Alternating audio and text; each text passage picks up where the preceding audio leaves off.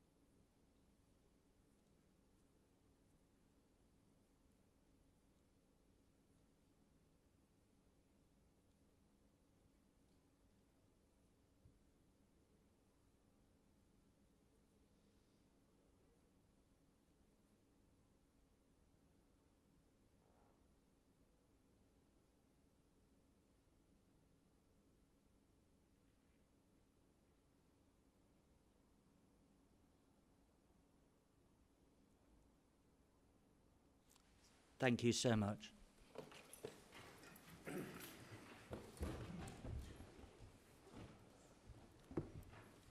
A few words, if I may. As we enter a new era for Northamptonshire, I want to set out my clear ambition for the next 4 years. I'm determined that our council is one that we can be proud of.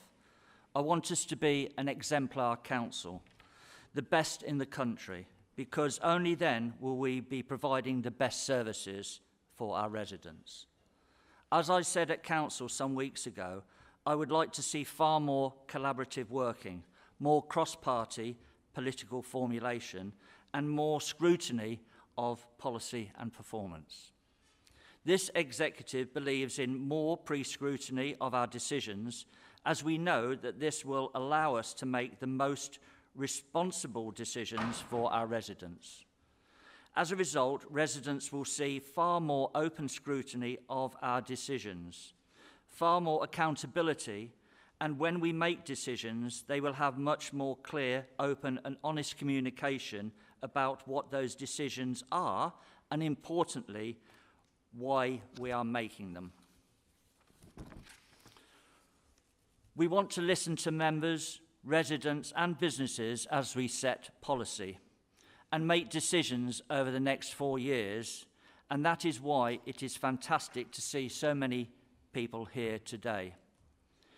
This is just one forum though, and we welcome open and honest dialogue both inside and outside of this chamber.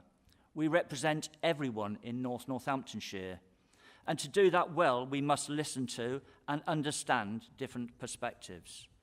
We have already made some big decisions and have started to make progress on delivering on our priorities. Those who will have watched previous meetings will notice that one of the changes today is that our valued officers will be presenting reports alongside elected members. As a Reform UK administration, we have always agreed to be more honest in the way that we communicate, and I think that this starts now, in explaining the way that reports find their way to this meeting. The reports brought before the executive today are a result of hard work and collaboration between members and officers. In the past few weeks, we have worked alongside senior officers to quickly reset the role of members and officers and how we can work together in a positive way. This, of course, was identified as a priority by the Local Government Association peer review team last year. And we have already invited the team back in October of this year so they can see that we have listened to them. As members, we set clear direction and priorities to our officers. They will then write the reports based upon the steer, and these are the reports that we will consider at this executive and other executives. These reports enable us to make decisions on the priorities that we set, and officers will then implement them on our behalf. As the author of the reports, our officers and our senior experts and policy advisors, and it is right, therefore, that they present reports and answer any technical questions, and that we clearly step into our roles in setting policy and making decisions. So, without further ado, I will open the first executive meeting of this administration and look forward to an exciting period in the months and years ahead. Thank you. Agenda item 1. Are there any apologies for absence? Thank you, Chair. The only apology today is Jane Bethea, Director of Public Health. Thank you. Agenda item 2. The minutes of the meeting held on the 17th of April 2025. The minutes of the meeting held on the 17th of April are set out on pages 5 to 16 of the agenda pack. Are there any comments in respect of their accuracy?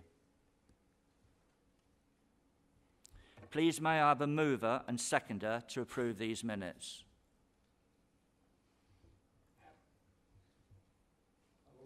Councillor Harrington.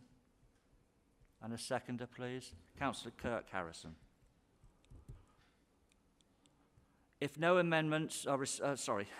Can we have approval of the minutes that have been moved and seconded? Please may I have a show of those in favour? That's unanimous, Chair. Yep, okay, thank you. Agenda item 3. Members' declaration of interest. Are there any declarations of interest from members? No? That's fine. So we come to agenda item 5, the efficiency review. Mr. Chris Ashton, I would like to invite you to address the meeting. You have a maximum of 3 minutes to speak.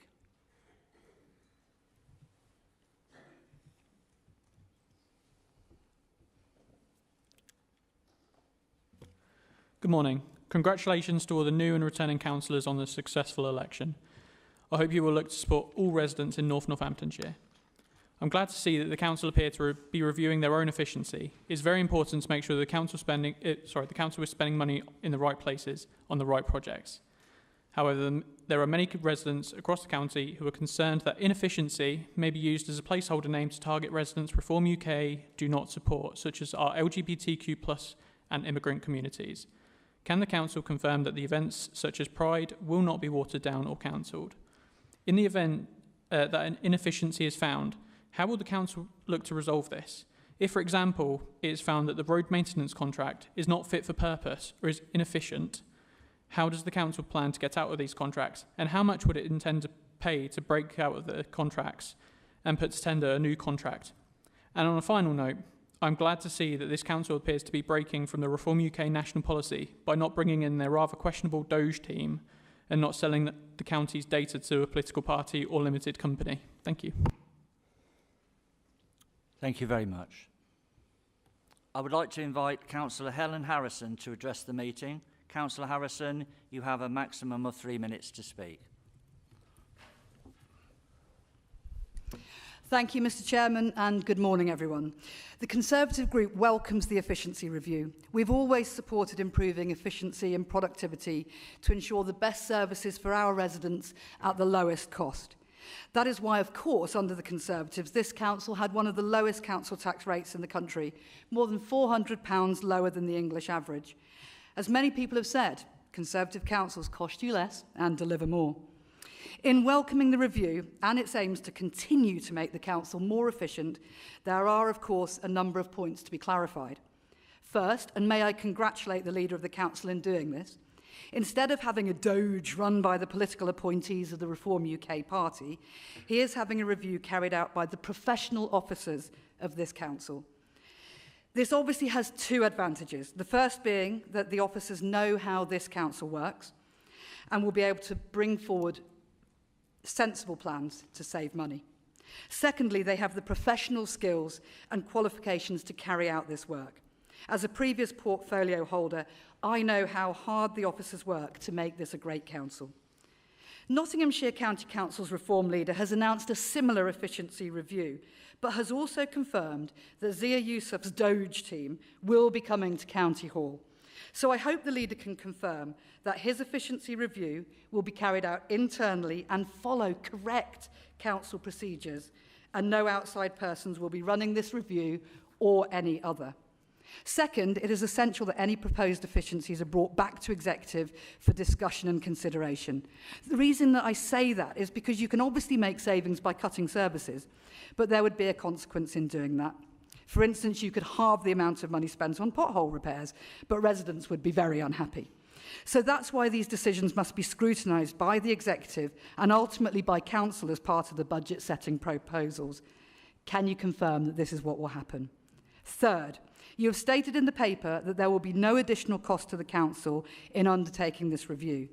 Does that mean that this piece of work is actually just business as usual? Or will officers have to drop other important pieces of work in order that this remains cost neutral? Could he confirm how many officer hours this work will take and what the estimated cost in salaries and overheads is? When will this work begin and end? What work will the officers be dropping or delaying so that this review can be carried out? Finally, could you provide the council with an estimate of the amount of saving that you expect this review to generate? And would you also confirm that it's your intention to cut next year's council tax, as stated by Reform UK, and by how much? Thank you very much. I would like to invite Lynn Buckingham to address the meeting. Lynn, you have a maximum of 3 minutes to speak. Good morning and welcome, everybody. Thank you for the opportunity to speak. But let's call it what it is, a cuts review in disguise. Northamptonshire is launching an efficient... that claims it's about value for money, but what services to slash. They're reviewing every spend over £500 from social care to youth support, and they've refused to rule out cuts to voluntary groups, public health, libraries or early help services. The public haven't been told what's at risk, and scrutiny hasn't even seen the full scope yet. This isn't about efficiency, it's about plugging holes in a sinking budget with community services and charity funding. We need transparency, impact assessments and a line-by-line breakdown of what's being reviewed before the axe quickly falls. The other part of this is that it's mark your own homework, and I know that, you know, over the years, things have been brought down as much as they can be. The services that really are important: adult social care packages, voluntary and community sector, youth and early help services, libraries and community hubs, public health programs, school transport and send travel, cultural events and leisure services, customer contact and face-to-face services. Those are all on the line for this review. We need openness and honesty.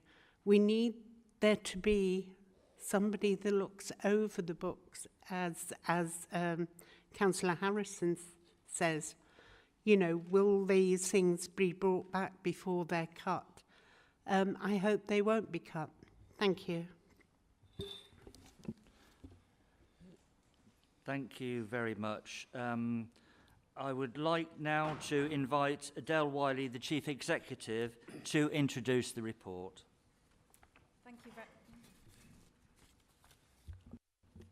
Thank you very much, Leader. Okay, so I'll just deal with the questions and the comments first. So I would also like to state that Councillor Ben Williams also put in some comments by email but had missed the deadline.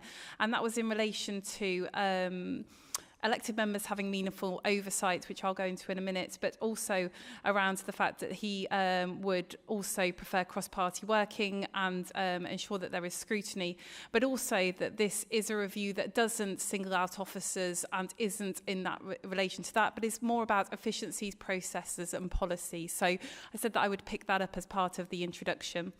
So in terms of the cross-party oversight and scrutiny, absolutely within the report, as the leader has set out in his opening speech as well, pre-scrutiny is very much welcomed by the executive and that will form part of that process. What you will see from the report is that this still has to be scoped and the terms of reference need to be developed. I would absolutely see that scrutiny, the relevant scrutiny, would then be involved in that process so that it's open, it's transparent, and so that all members have the opportunity to comment upon them. In terms of, Chris Ashton made comments about policy decisions, so obviously that's a matter for the administration in terms of the priorities and the policy decisions that they will fund in the future. I'm sure that the leader will pick that up. Councillor Harrison also spoke about National Reform UK's involvement within this review, and I think that's a matter for the leader to comment upon rather than myself as Chief Executive. And in terms of the cost time, we will have to revert to you in writing in relation to those queries. As you can see, it still needs to be scoped and the terms of reference will be developed in good time. So if I move on to the introduction of the report. So as a young council, Northamptonshire Council has continuously sought efficiencies. It has strived for innovation and improvements, and it has embraced doing things in a different way. And at the heart of this report is a continuing commitment to ensuring value for money for our residents and our taxpayers. It is imperative that residents of North Northamptonshire are assured that the council has robust and efficient financial and contractual practices and that they know where their council tax, which is a part of the council's overall budget, is being spent. The council has found £90 million worth of efficiencies since April 2021. It has a strong track record in delivering a balanced budget and delivering savings. It also has a strong track record in welcoming external scrutiny and challenge across our 800 plus services, which serve our fantastic 370,000 residents. We've proactively engaged with external bodies, agencies and peers to provide support, challenge and learning, both in service delivery and financial resilience.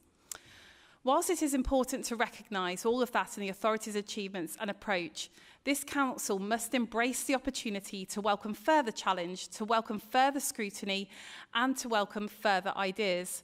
There is and there will always be more that this council can do and should do to ensure that it is getting the best value for its residents. And that is why this authority is proactively recommending the instigation of an efficiency review of the council's financial management, procurement activity and contract management arrangements. This will support the budget setting process and the council's medium-term financial plan. With a national backdrop of growing demand in our statutory services, increasing complexity of need in our communities and a reduction in government funding subject to the comprehensive spending review, cost-effective ways to meet our statutory duties and deliver services has never been more important, and we embrace a fresh approach to ensuring financial sustainability and transparency. In terms of the process, the review will commence over the summer at the same time that a resident survey is being conducted. This will mean that by the autumn, the council will have a vast range of information to contribute to the budget setting process.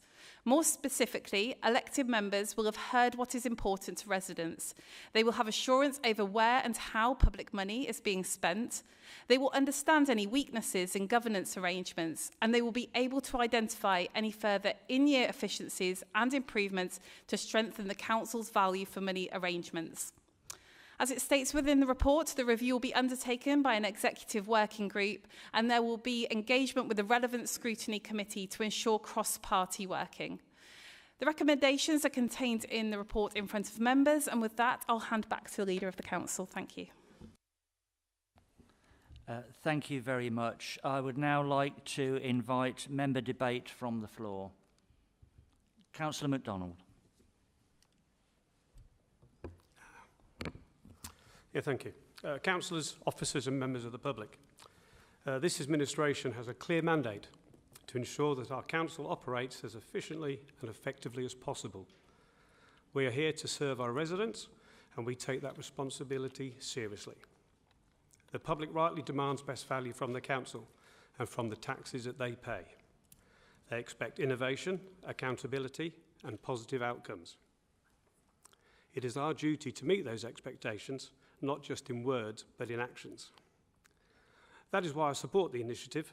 I believe it will deliver tangible results and demonstrate that this council is forward-thinking, pragmatic, and willing to embrace new ideas for the benefit of all. This is not about novelty, it's about progress, while making the most of every opportunity to improve service, reduce waste, and increase transparency. I am confident that this step will help us achieve all of this. Thank you. Thank you very much. Any other members wish to comment? Around? Okay. A couple of the points that were raised earlier, and that is about the efficiency review, is that it is the view of the executive that we will accept additional resource to assist us in this endeavour, especially as it would be at no additional cost to this council. A couple of the other points that were raised is that the cross-party working is what I'm all about, what our council, I believe, is all about, and of course we want to do this in an open and transparent way. And a couple of the comments that were made by Lynn earlier is that we're doing this to actually protect non-statutory services. That is why we're doing this piece of work. So thank you very much. Without more to do, I would like a mover and seconder for the recommendations in this report. Councillor MacDonald and Councillor McGiffin. I move this report. Thank you. Seconded? Seconded. All those in favour, please show. Unanimous, Chair. Thank you very much. Now we come to agenda item 6, which is the budget forecast 2024 to 25 at period 11, the draft outturn. I would like to invite Lynn Buckingham to address the meeting. Lynn, you have a maximum of 3 minutes to speak.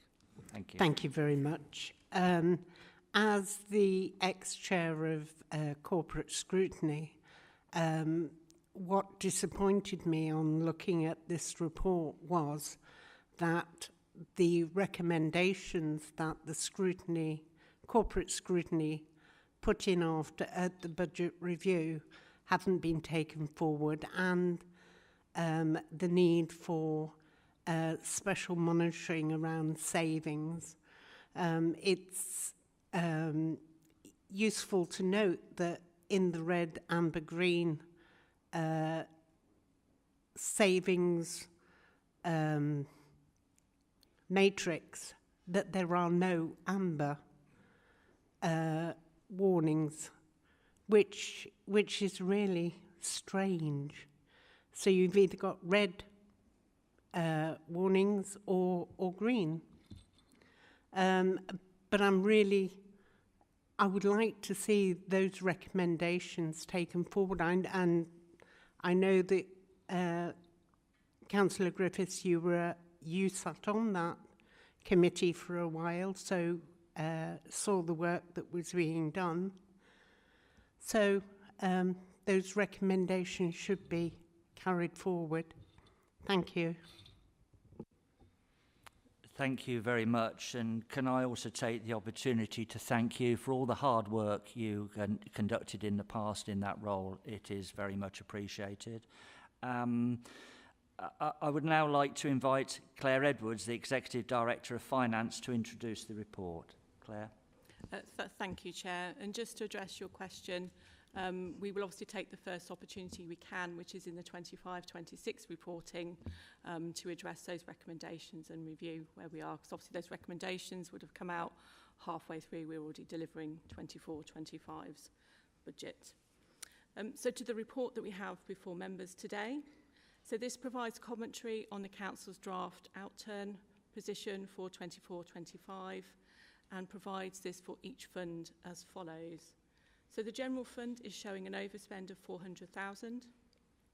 The Housing Revenue Account is showing an underspend of 523,000, and the Dedicated Schools Grant is showing a deficit or an overspend of 7.7 million, cumulative deficit of 15.4 million.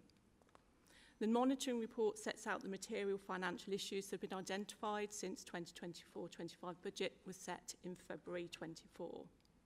Just to give you some key highlights for these funds, so looking at the General Fund, the key highlights that I'd like to draw your attention to is around sort of the contract value that we have for the Children's Trust. You'll see in there that we have experienced some pressures. Again, this is a demand-led services, and we're seeing some pressures being reflected in there for the Children's Trust of 15.9 million, which for Northamptonshire Council is a pressure of 6.5 million.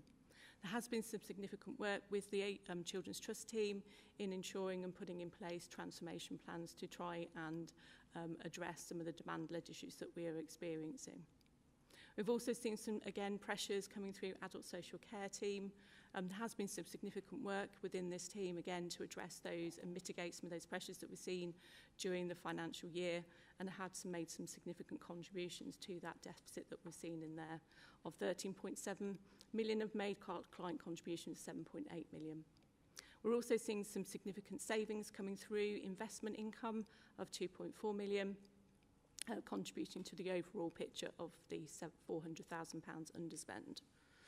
The HRA, which is the Housing Revenue Account, we also have seen, which is a ring-fence fund for the council's housing stock, has seen an underspend of 523,000.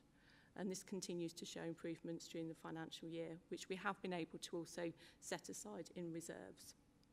The Dedicated Schools Grant, just to sort of bring you in what's happened in that space. So again, what we're experiencing again is a significant demand into this area, particularly around the high needs block, which is a national issue, so I'm sure you'll appreciate. So it's how we obviously deal with our SEND provisions, which is our special education care plans. And there's been some significant work taking place within the DSG to ensure that we can continue to reduce our deficit in future years coming.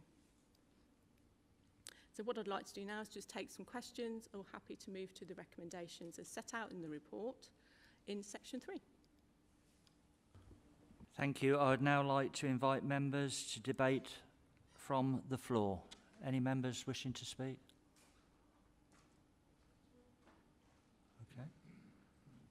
Okay. Thank you. May I have a mover and a seconder for the recommendations in this report? Councillor O'Hara and Councillor O'Brien to second. The recommendations are set out on page 25 to 27 of the agenda pack. They have been moved and seconded. Please may I have those in favour? Unanimous, Chair. Thank you. Agenda item 7, the capital outturn for 2024-25, provisional outturn as at period 12. I would like to invite Claire Edwards, again, Executive Director of Finance, to introduce this report. Thank you, Chair.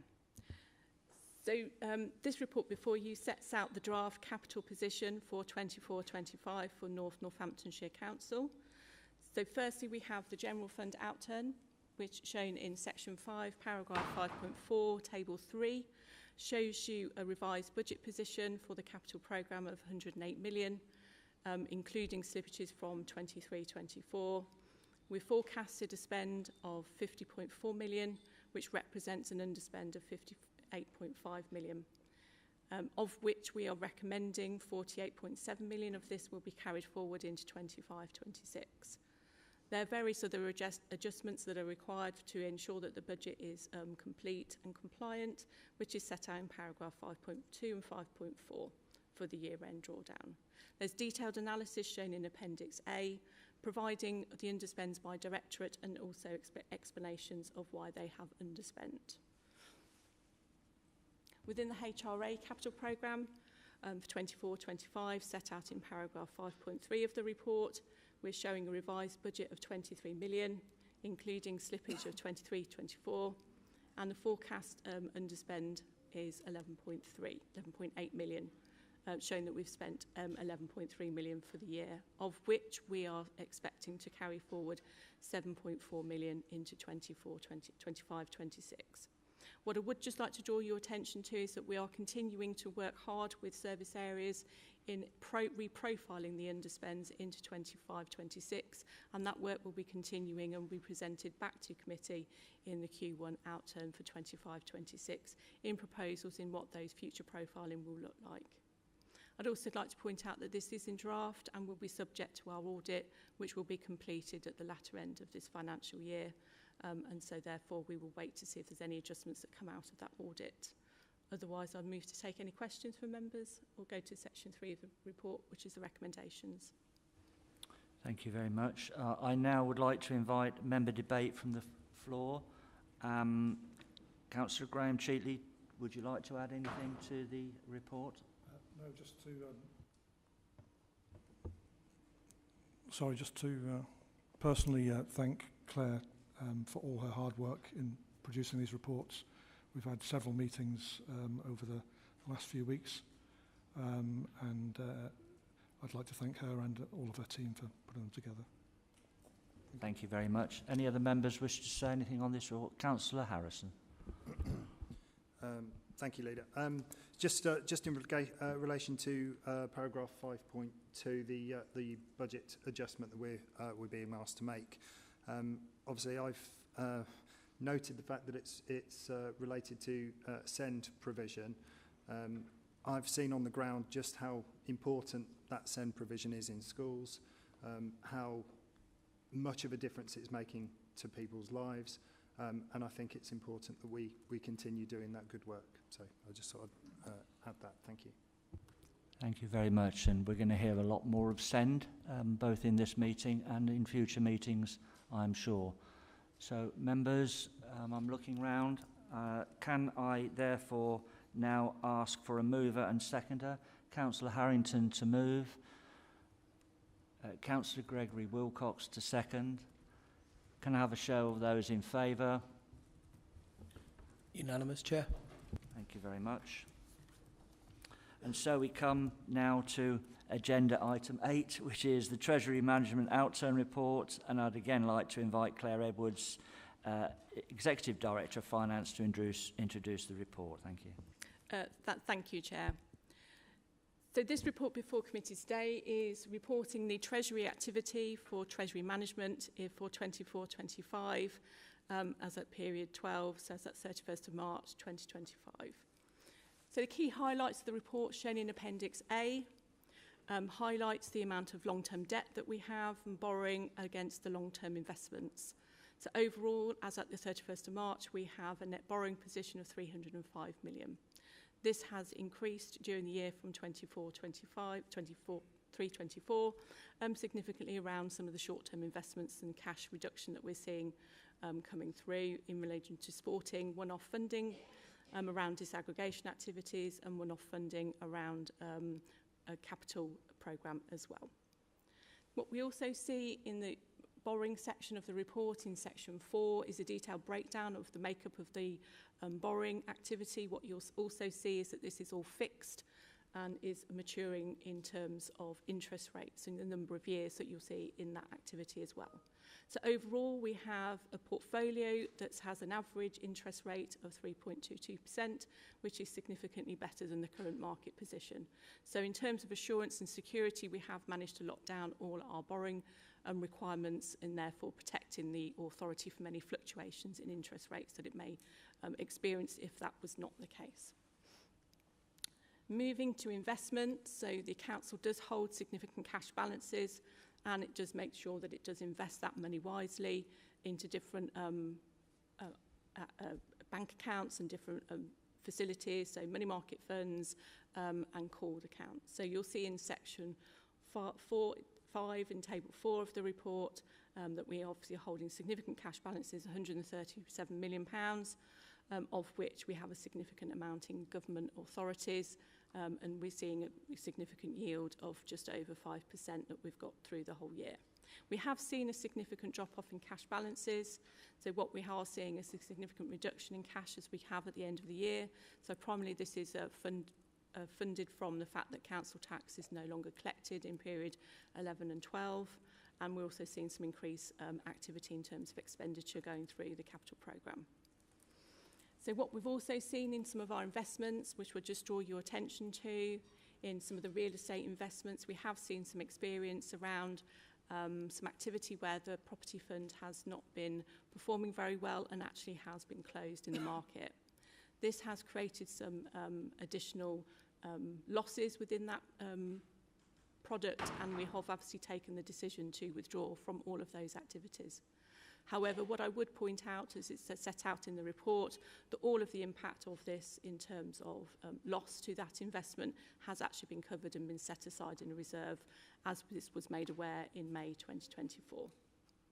So I'm happy to take any questions, otherwise I'd move to recommendations as set out at section 3 of the report. Thank you. I'd now like to invite member debate from the floor. Any members have any questions or points of clarification? Looking round, I can't see. Councillor Harrington. I'd just like to say really that our investments have been very good.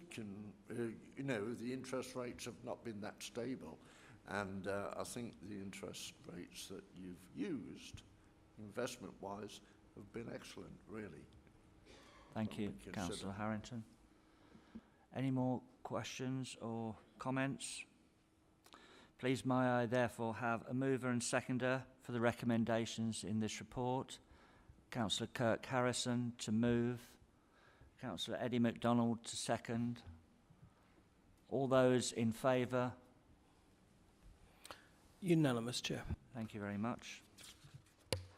Moving swiftly on.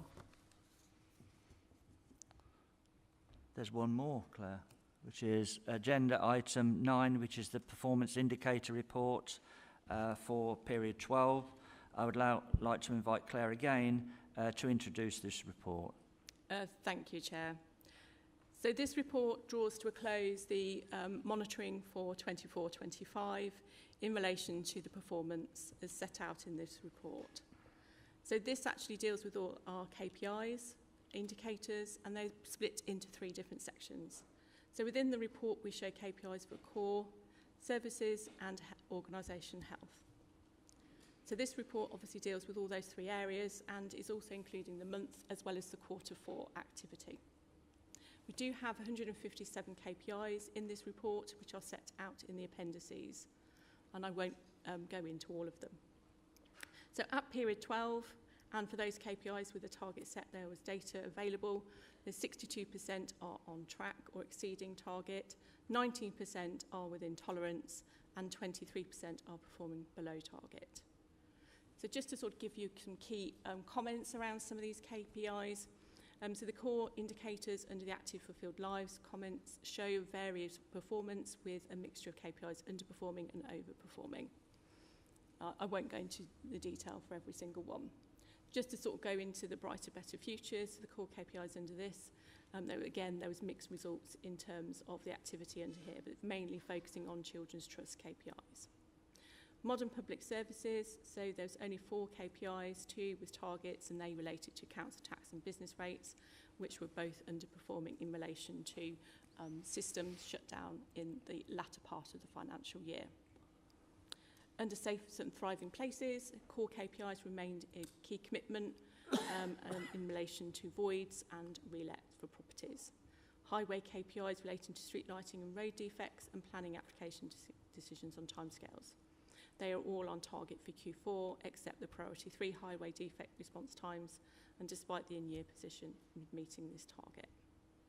So green and sustainable environment, there were no KPIs for this section, and there were no KPIs for the connected communities. So this is the final report for 24-25, and the future reports will contain a slightly different set of KPIs as we go into 25-26.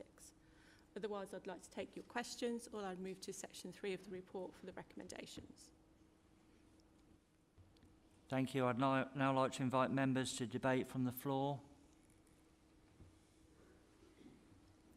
No comments, but can I just say the support that has been given by Claire and her team to the portfolio holder and other executive members has been absolutely excellent in the first 6-7 weeks of this administration, and I would like to personally thank the whole of your team for your help and support. So without more to do, can I have a mover and seconder for the recommendations in this report? Councillor Jan O'Hara to move, Councillor Chris McGiffin to second. All those in favour, please show. Unanimous, Chair. Thank you very much. And so we now come to agenda item 10, the Hackney Carriage and Private Hire Licensing Policy for 2025 to 2028, and amendment to the resolution to replace the current 4 Hackney carriage zones with a single Northamptonshire Council zone. Can I ask Mr. Chris Ashton to enter the floor and speak to the meeting? Thank you. Good morning again. Thank you for letting me speak on this issue. With my future father-in-law being a taxi driver, I have heard some of the concerns, specifically in the Wellingborough area. Within the strategy, there are stipulations that all the taxis in the new zone will be required to meet certain specifications. This is well needed. There are nowhere near enough accessible taxis in Wellingborough or Rushden. However, these cars can cost around £30,000, which will challenge self-employed taxi drivers. Will the council support taxi drivers who are struggling to make the upgrade? It is also noted that the new zone will need a new knowledge test to cover the whole zone. Of course, this is to be expected, but will there be a grace period for current taxi drivers to do the new test, or will they be expected to complete it as soon as the new zone comes into action? On top of this, what impact on smaller towns does the council foresee for the 4 zones merging? Will towns like Rushden lose out to drivers going to Corby or Kettering, where there are more people, or will Rushden get the overflow from Corby, forcing out our own East Northants drivers? And finally, when factoring in the new vehicle requirements, new knowledge test, and new zoning, how many taxi drivers has the council factored in to being unable to continue their job? Thank you. Thank you very much. I would now like to invite Councillor David Brackenbury to address the meeting. David, you have a maximum of 3 minutes to speak. Thank you.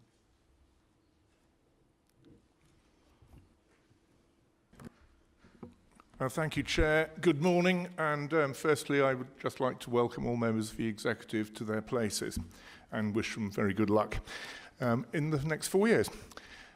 So first of all, I mean, this is a paper which has been very close to my heart for a long time. It is a highly, highly complex piece of work, and that we've had to balance so many different interests, both in terms of the taxi trade itself, both in terms of good regulation and governance, and of course in terms of the public that the taxi trade itself seeks to serve. So I'd like to take this opportunity to thank everybody who's been involved in this. The officers led by Ian Smith and Amanda Wilcox. They've done a fantastic job of putting this paper together. The trade has really been, as they've come in and contributed as much as they can, and we have taken, or the council has taken many of the comments and many of the representations into account. Most notably on the age of vehicles, and work is being done to make sure that a knowledge test that is brought forward will be both proportionate and sensible, and also will take account of modern technology. Section 2.6 takes into account most of the potential changes, and of course the document is quite lengthy and quite complex, but you will note, but please do note the appendices that have been made. So it is a complicated and challenging review. Nothing like as complex as this is going to please everybody at all times, but the paper seeks to provide the best taxi service across Northamptonshire for everybody who's involved in using that service, administering that service, and above all, providing that service And so I'd just like to thank the team for all that they've done to put this excellent paper before you. Thank you. Thank you, David. I'd now like to invite Councillor Helen Howell to address the meeting. Helen, you have a maximum of 3 minutes to speak.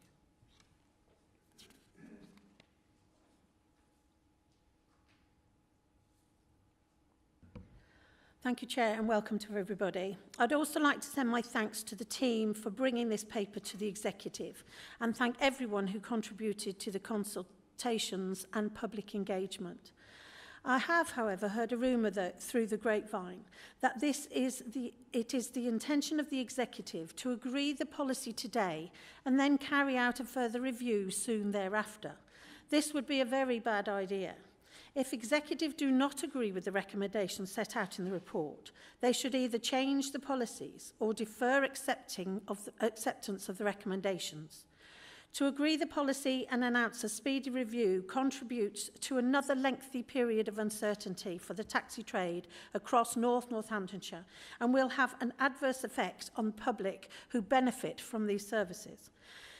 To get to this point has taken a huge amount of time and commitment from all those who have engaged with the process, and I do urge the Executive to accept the recommendations in good faith or to defer the whole paper for further consideration.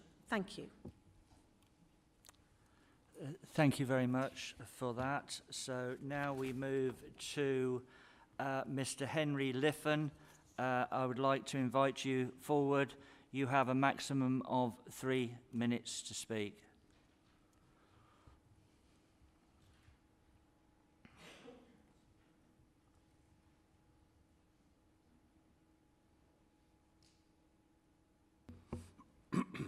Good morning, Chair and members of the committee. My name is Henry Liffen, and I've been licensed as a Hackney Carriage driver in Wellingborough since 1988 consecutively. There are so many items I would like to bring to the attention of this committee regarding the recent decisions, but it would be impossible within these 3 minutes.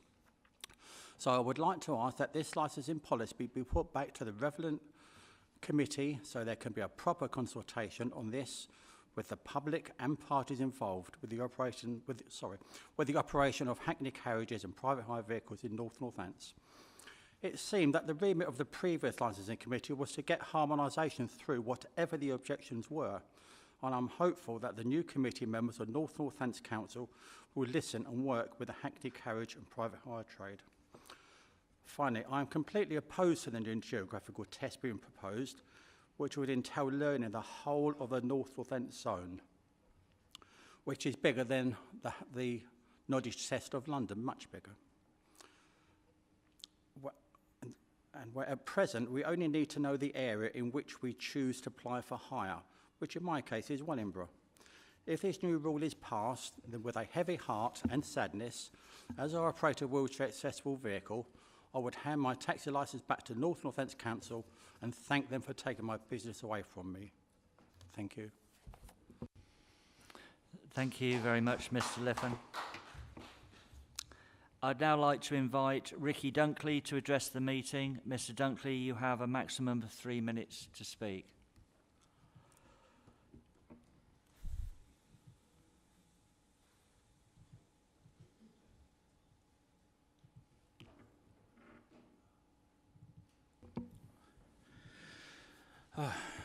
Thank you, Chair. Good morning, members.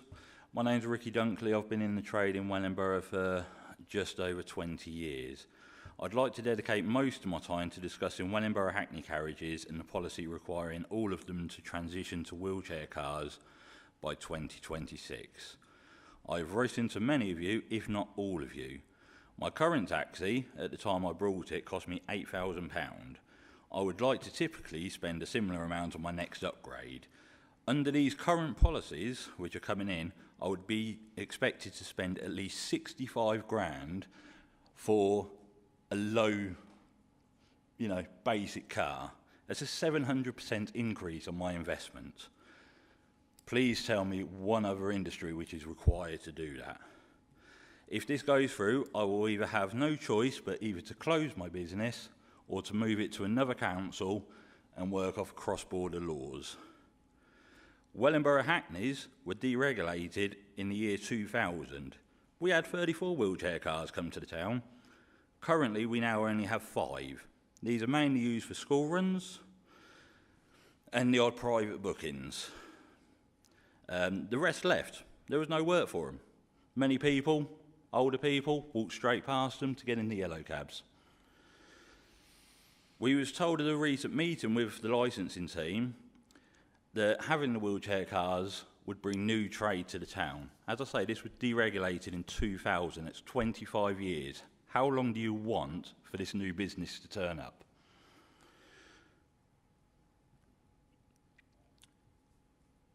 Even though these policies have not been voted through yet, if I return to my car this afternoon in the car park and someone had dropped a boulder on it, I need to replace my car, 65 grand, even though these policies have not been voted through yet. This policy is not supported by the most recent Department for Transport or the Disabled Persons Bill. So why we're pushing through with this, I have no idea. I'm trying to validate some of the sources, so because I haven't, there will be no names. It seems former members knew that Wellingborough would not be moving to wheelchair cars, so in turn, suddenly freeing up a lot of space for a certain load of minibuses so they don't create obstructions on Orient Way. I'm also trying to validate around these new tests, the knowledge tests, the driving tests. They took a long time to bring in, and the reasons I believe is because there is such a low influx of new drivers into the county, no one wanted to touch the contracts. So it was decided, we'll get all the drivers to do it. Even though I've been doing it for 20 years, some of these guys, I'm a pup compared to some of these guys. As new members, I appreciate this is not an issue you have caused. I know this has been handed to you. I plead that you revert these policies back to the 2023 policies and run fresh consultations, work with the trade and listen to us. During the consultations, the policies... Your time is up. Sorry, sir. Thank you. Thank you very much for your time. Thank you. I would now like to invite Mr. Adrian Popper to address the meeting.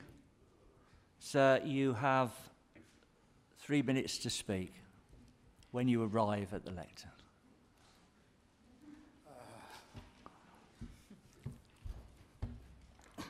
Good morning and thank you for allowing me to speak. I don't speak I'm not native English, but I try to understand everyone what I want to say. First, I am a private hire licensing in catering. I write to the Department of Transport to ask for clarification regarding the relationship between operators, local council, and we, drivers. The response was very, very clear. I received one letter, I sent it to the council one, and I can provide this one. They stated that operators are not legally required to sign agreements with councils, but the council can request agreement to allow license the drivers.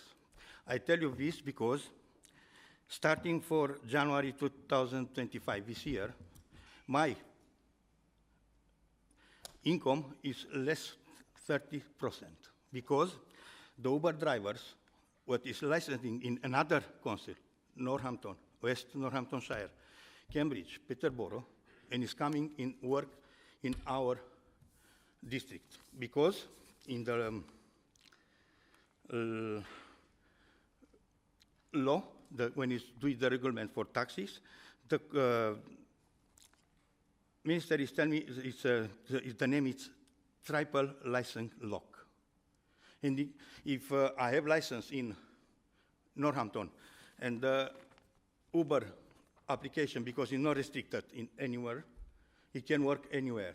And if you are licensing for Uber, you can come in to work in catering, in Corby, in Wellingborough, where you want. We don't do it. I live in catering, but I can't work there. Second one, I ask the Uber. Uber is telling me it's not our problem with us, the council, but the council don't sign agreement with us. Another one, I ask the council. The council is sending me a letter and he reply very, very, very no clear direction and nothing updating the policy. Only new rules for us, not for the council, to help us. Another problem is we are allowed to work only for one operator. This one is not correct because I am self-employed. If I am self-employed, my freedom is in contradiction with the market principles. How I can work if I'm self-employed? Another problem is... Can I ask that you've got 30 seconds remaining? 30 seconds, okay, no problem. I don't ask treatment special, only to be in equal treatment with all the other councils. And it's better for us, because we live here in this community. Not there, not there, not there, here. Thank you. Thank you very much for that contribution. Now, I'd like to invite Mr. Neil Riley to address the meeting.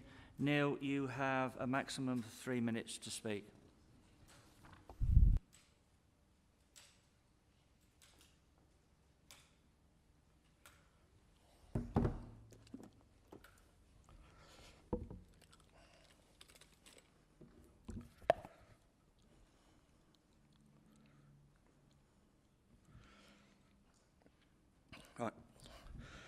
Firstly, I'd like to thank Councillor Mark Pengelly for all his help on trying to get a resolution to one of the main problems on this policy.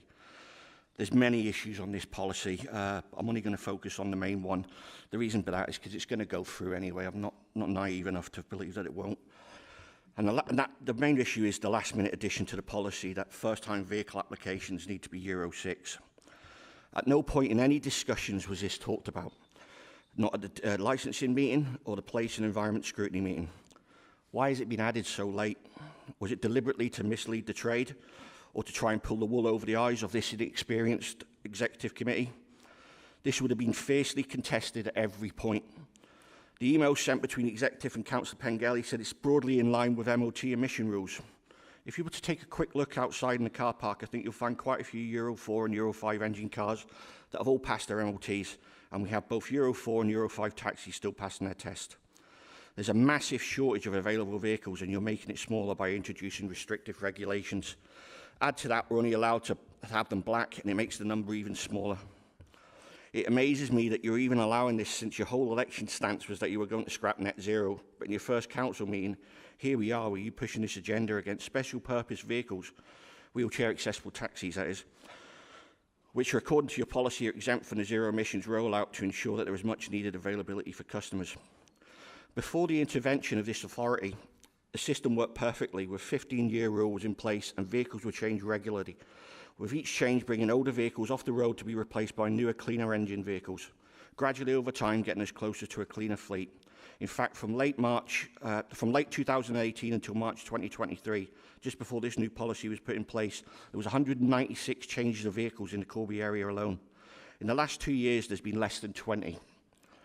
I'll be honest, this is a win-win for me, as if you decide to remove the Euro 6, then that's a great result for the trade, and means this council is a council is true to its word and will listen and support its residents. If you don't, then it just proves you're nothing more than charlatans, that you're prepared to say anything and do anything to get into power. I hope your Supreme Leader Farage is listening, because we'll make sure that the residents of this wonderful county know what you're all about. Thank you. Thank you very much for that, Mr. Riley. I would now like to invite George Candler, the Executive Director for Place and Economy, to introduce the report. George. Thank you, Chair. Good morning, everyone. Just turning to, I suppose, some of the key themes that came from the questioners, and thank you for all that spoke on this important topic. In terms of wheelchair accessible vehicles and the cost of these to the trade, I think it's fair to say that we as a council absolutely recognise that. That's why there has been a commitment, as you'll see within this report, that a further review will be undertaken around that particular area over the next few months, and further consultation will be undertaken around that.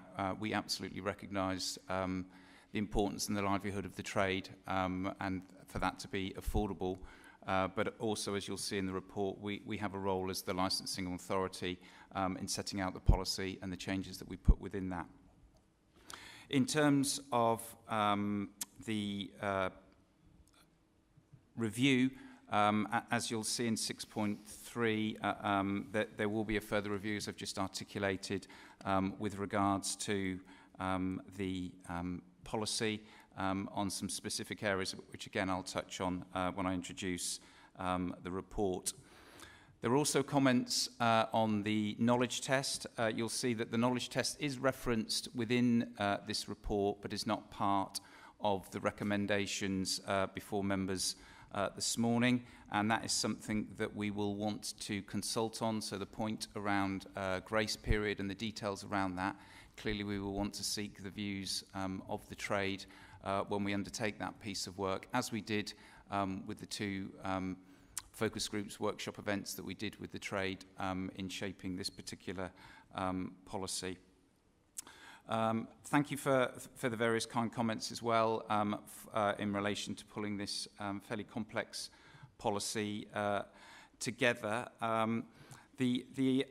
The consultation, I think there's been several references that proper consultation hasn't been undertaken. You'll see within the report, and again I'll draw attention to it, that consultation has been undertaken both direct with the trade and more widely with the public, as well as going to place and environment scrutiny and licensing and appeals committee. So it has had fairly significant input and scrutiny, as well as engagement in the drafting of the draft policy that you've got before you this morning. In terms of the points that were made with regards to Euro 6, so this, just for clarity, this is for new or replacement vehicles. We would be expecting that Euro 6 attainment, not existing vehicles that I think was being referred to if we looked outside the window. So hopefully that helps to clarify that. But again, when we look to do that further review, which is detailed within the report, we can happily receive further comments on that.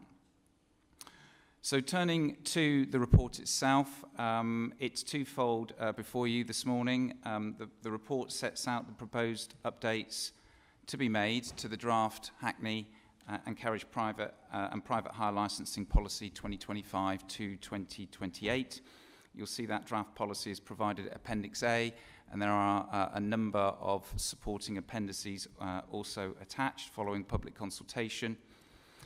And the second part of the report is to consider the proposed amendment to the resolution of the 11th of July 2024, and that is to replace the current 4 Hackney carriage zones with a single Northamptonshire Council zone from the 1st of September 2025. And this is to allow for the implementation date to be put back to coincide with the implementation of the proposed Hackney carriage bylaws, which will be subject to a separate report. By way of background, in relation to the policy and how this has evolved, I think it's first important to highlight what's stated in 2.1, and ultimately the overriding objective for this policy is about protecting the public. As you'll see in 2.2 of the report, a draft policy and the revised appendices were presented to lead members on the 22nd of October, and members then gave approval for the draft policy to be consulted on publicly, and that was undertaken, as you'll see, between the 18th of October and the 9th of December 2024. A report was then put before Licensing and Appeals Committee on the 14th of January 2025, presenting the findings of that consultation, and the committee determined that they would recommend to the Executive and then on to the Council that the draft policy be adopted. A report was then taken to place an Environment Scrutiny Committee on the 29th of January this year, 2025, and the committee determined that they would recommend to the Executive and Council the draft policy be adopted, but with two elements reworded, one around signage requirements for private hire vehicles, which you'll see have been reflected in the policy, and that a table is added which explains when new material policy changes take effect. To reflect the ongoing engagement that we are having with members, the draft policy will be subject to a further review before the end of 2025. And that is specifically with regards to those requirements relating, as we've already heard this morning, around wheelchair accessible vehicles, the exceptional age policy, grandfather rights, and transitional arrangements. So a further consultation exercise will therefore be undertaken shortly after this draft policy is considered by members this morning. Turning to the second part of this report, to replace the current 4 Hackney Carriage zones with a single zone, on the 11th of July 2024, the Executive resolved to replace these from the 1st of April 2025 and agreed that the current Hackney Carriage bylaws would also be reviewed. This date couldn't be implemented at the time as the then Executive wanted further consideration to be made on the policy and to bring it back at a future meeting, hence it being here this morning. For clarity, the Department for Transport, referred to as DFT in the report, have provisionally approved the draft bylaws that I've referenced a few times, and final approval will be sought once approved by Council, and there will be a separate report going to Council later this month. If, however, there is a delay in receiving this final approval from the Department for Transport, there will be a need to delay the amalgamation of the zones and the implementation of the updated policy. Hence, permission is being sought to delay implementation if required, so that the date coincides with the bylaw implementation date. I just wanted to touch briefly, this is a complex report, but it is an important report in terms of policy changes, to section 5 of the report, and just to highlight some of the key points within that. And these relate to changes to the draft policy that rest with the Executive here this morning. So the first is around transitional arrangements, which you'll see are detailed under 5.3 of the report and within section 5 of the draft policy. The first to note is the transition arrangement regarding vehicle age and type contained in the current policy is maintained to the 1st of April 2028. Except for the new advertising requirement for private hire vehicles, which has an effect from the 1st of September 2025. Officers have also been asked to include within the draft policy provisions to allow vehicle licence holders, subject to transitional arrangements, to replace their vehicle with another of the same type, whether that's wheelchair accessible or saloon, on a like-for-like basis, provided the replacement vehicle meets the policy's emissions and safety standards. And any such vehicles will continue to only be licensed until the 31st of March 2028, when a further update on the policy will be forthcoming. Turning to 5.4, vehicle age considerations. In response to the feedback received from the licensed trade during the dezoning consultation, concerning the financial challenges of acquiring wheelchair accessible vehicles, and again that we've heard so eloquently put this morning, it is proposed that the maximum age limit of 4 years in respect of vehicles presented for first licensing is removed. In recognition of environmental considerations and to encourage the purchase of low emission vehicles, it is proposed that the maximum age limit of 4 years for vehicles presented for licensing for the first time is removed for private hire zero emission vehicles or ultra low emission vehicles.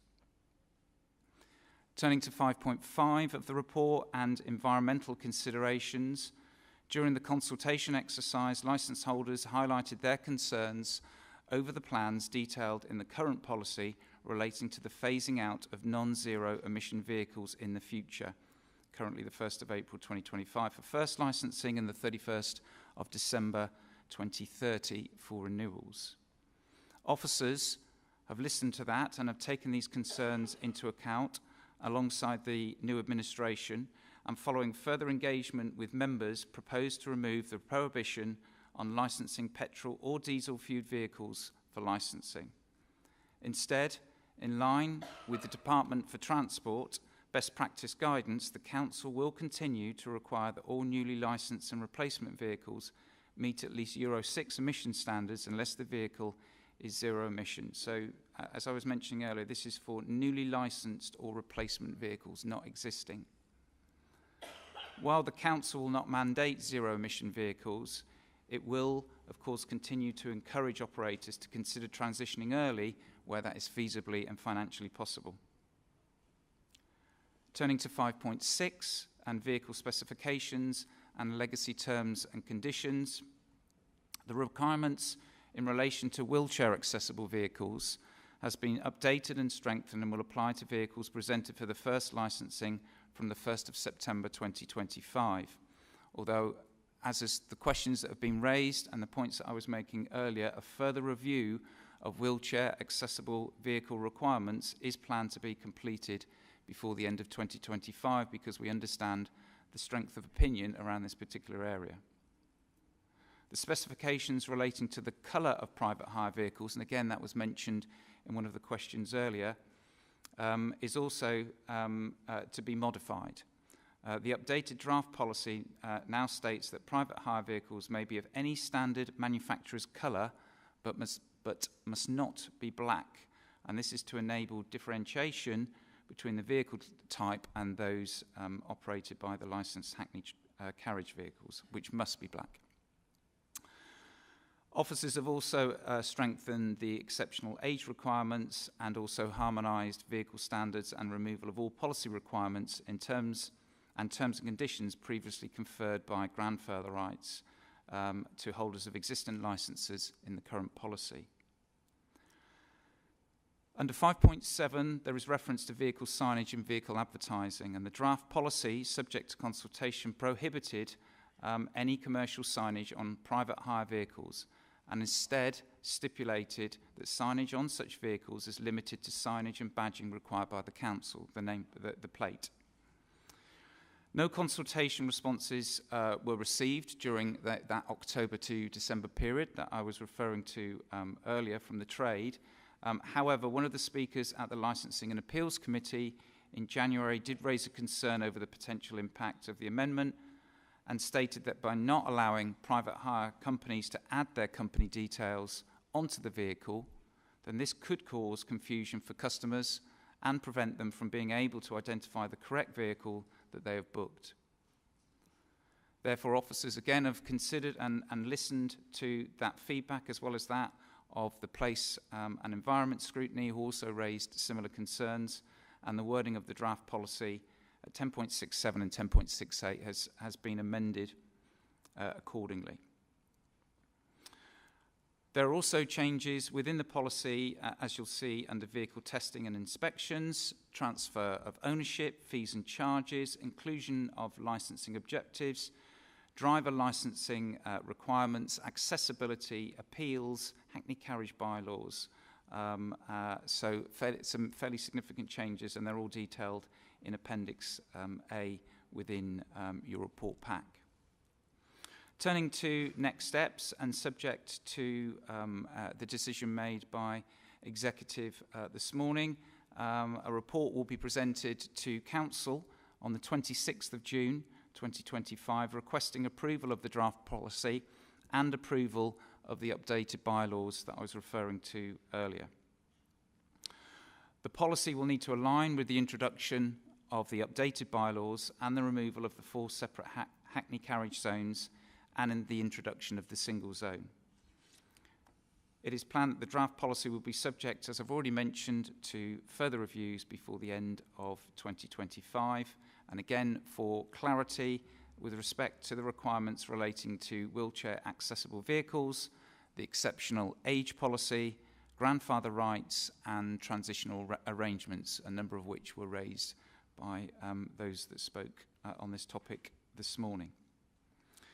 I've already mentioned the consultation that was undertaken, which was fairly extensive and is detailed in 7.5, and consideration by scrutiny back in January under 7.6, which I would also draw your attention to. So this is a very detailed, a very complex update on the policy for Hackney carriages and private hire vehicles, and also the moving of 4 zones to a single zone.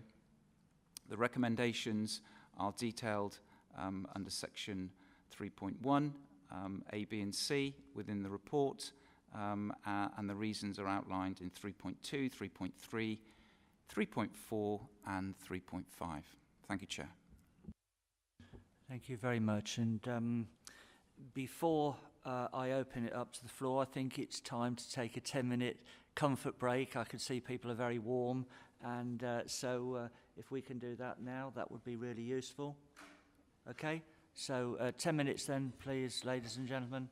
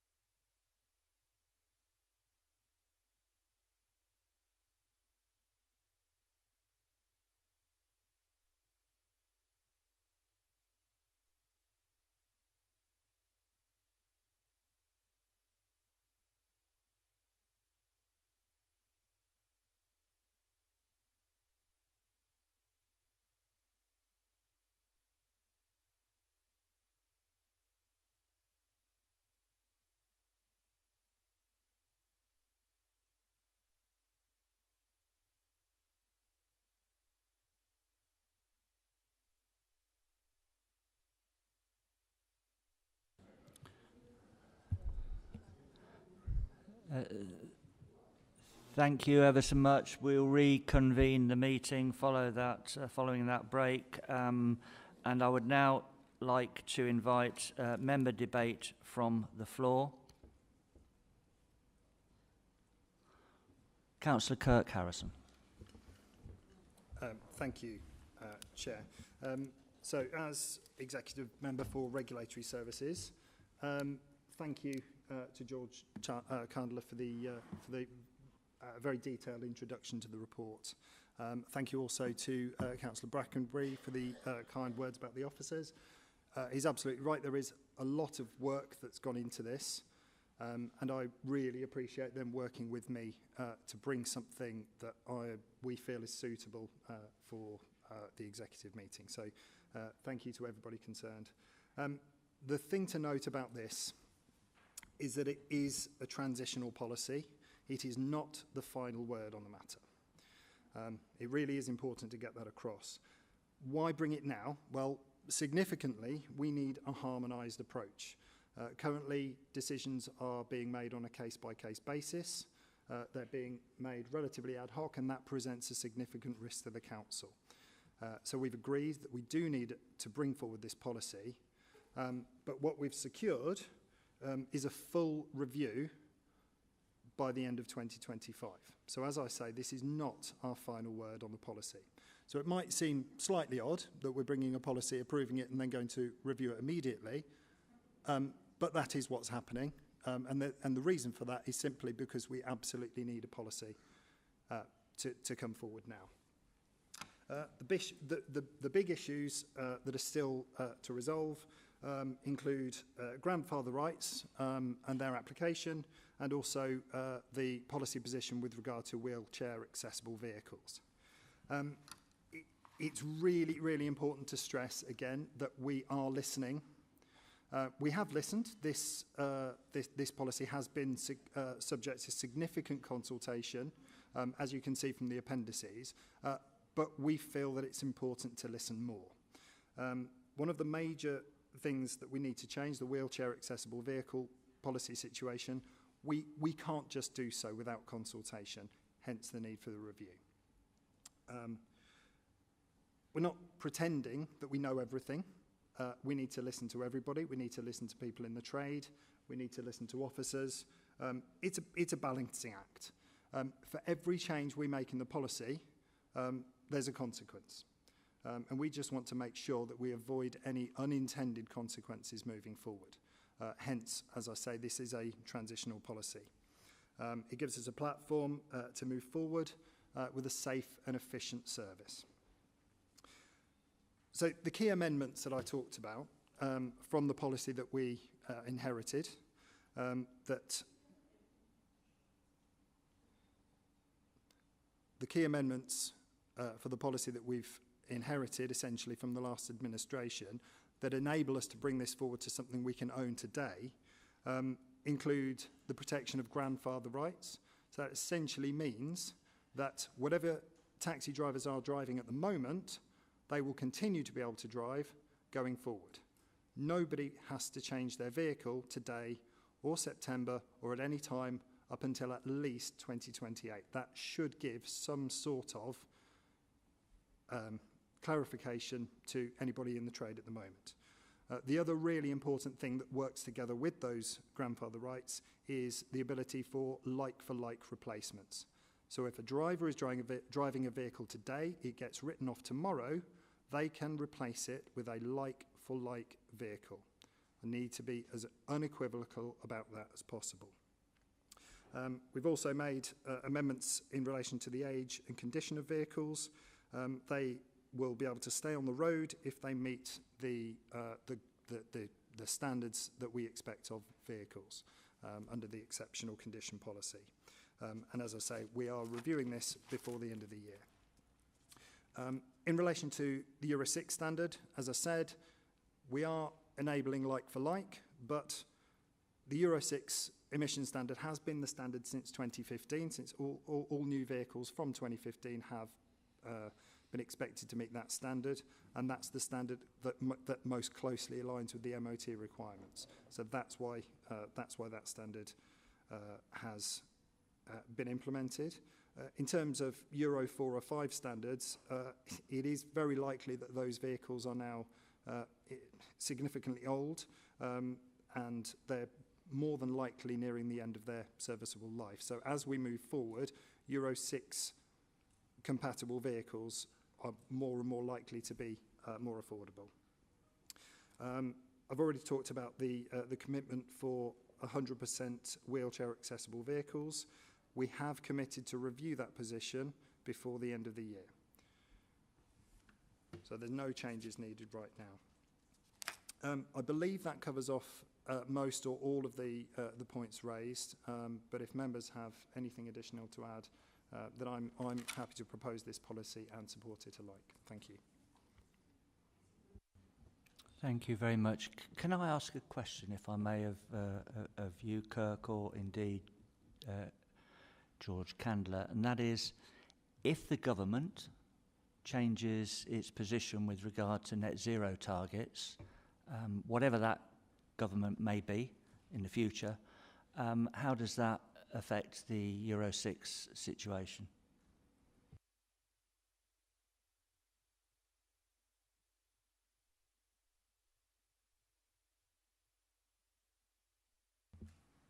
I'm not sure. I think is the simple answer. Obviously, the government targets are more around zero-emission vehicles, and obviously they have moved the dates with regards to that. And again, our policy that's before you this morning now reflects that.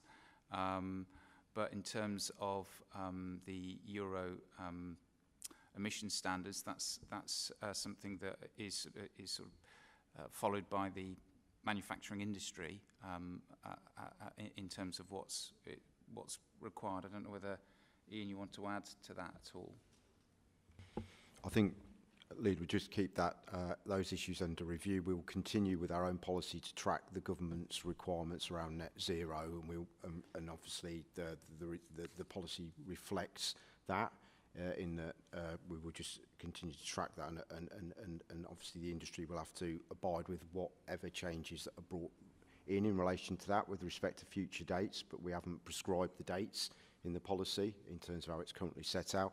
With respect to Euro 6, I suspect that again, that will be an evolving picture. There is talk already around sort of upgrading around Euro 7, and there's a prospective date in the future about potentially when Euro 7 may be implemented.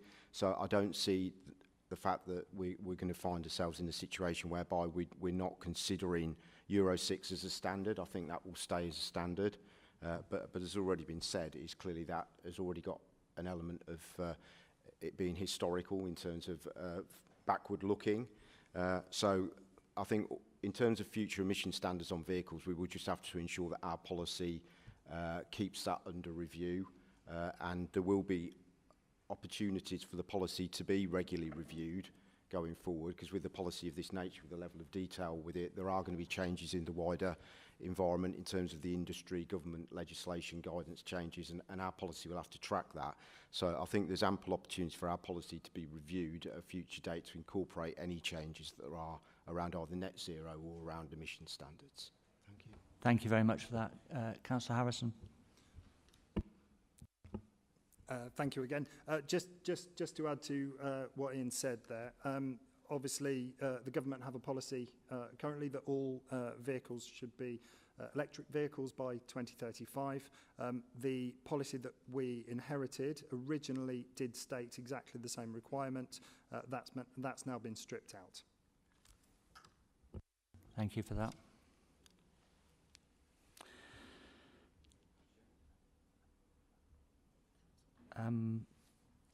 Councillor Jan O'Hara, sorry. Thank you, Chair. I'd just like to say thank you to George for presenting what is a very technical report in terms of the amount of legislation that we have to follow. This is obviously a report that was inherited and has been adjusted because we've taken into account all the concerns that we have of our communities, and most importantly, our taxi drivers who provide such an amazing service, especially to some of the most vulnerable people we have in our communities. And I think it's imperative that we actually listen to those people who are running businesses within Northamptonshire And we have. That's why we've made the amendments, and that's why we're continuing to evolve this policy. It's something that has to be adjusted so that we are all singing from the same hymn sheet, but also listening to the people that are there at the front line, looking after our people, looking after our residents, looking after our young people. And I think it's amazing the work that's gone into this, and I really do thank all the officers for what they've done, for all the communities and for all of you to come speak today, to kind of highlight what your concerns are, and for us to understand how we can help and how we can assist and how we can work in a symbiosis that will provide a service that is so very essential to today's world. So thank you for that, and thank you for the report. Thank you for that, and I'll put a line through all of my comments that I had down here. So no, that's really good. But I'd also like to thank the speakers earlier on who took the time to come here tonight, and obviously today. It's not yet tonight, but obviously that have given up the possibility of income to actually partake in this debate here. So do I have any other speakers? I'm looking around, I can't see any. So sorry, Councillor Harrington, I missed you. Do apologise. That's all right. I was just going to emphasise really a lot that's been said, that this is not the end result. I'd like to just emphasise, because we've got speakers here from Wellingborough, which is our town, of course, and we are looking to work with them. We're not here just to overrule anything. I want you to really believe that. We're working with you on this.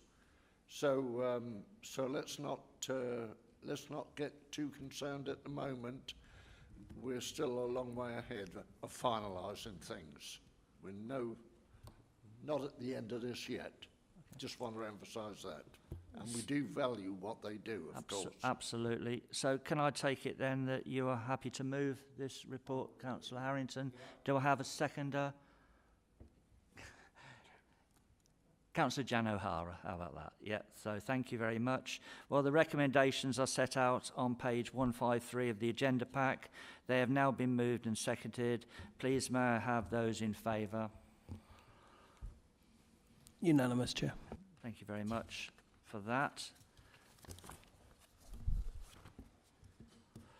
So now we come to agenda item 11, which is the Northamptonshire Housing Strategy. May I ask that Mr. Chris Ashton would like to address the meeting. Mr. Ashton, you have a maximum of 3 minutes to speak. Good afternoon. I'm glad to see work happening on such important issues like this. Homelessness has become a real issue in this county, and many people are in desperate need of improved housing options. Two things that don't appear to have been included in this report is a target for how many houses the council will look to build, or where there will be. Will these houses go to increase the stock in Corby and Kettering, leaving places like Rushden and Wellingborough to deal with sometimes difficult social housing providers, or will they get their fair share? This strategy will also likely increase the workload for the council staff due to increased number of spaces. Will the council increase staffing on both the housing options team and the homelessness team, along with reducing reliance on social housing providers? Also in the report, brownfields are mentioned. Will the council utilise compulsory purchase powers to build on the land that has been left in dangerous and decaying states, where the owner is holding the community to ransom for much more than the land is worth, such as the old factory on Oakley Road in Rushden, which for years has just had a single wall standing precariously? Thank you. Thank you very much for that. I would like to invite Dorothy Maxwell, Dorothy, there she is, to address the meeting. Dorothy, you have a maximum of 3 minutes to speak when you take your seat.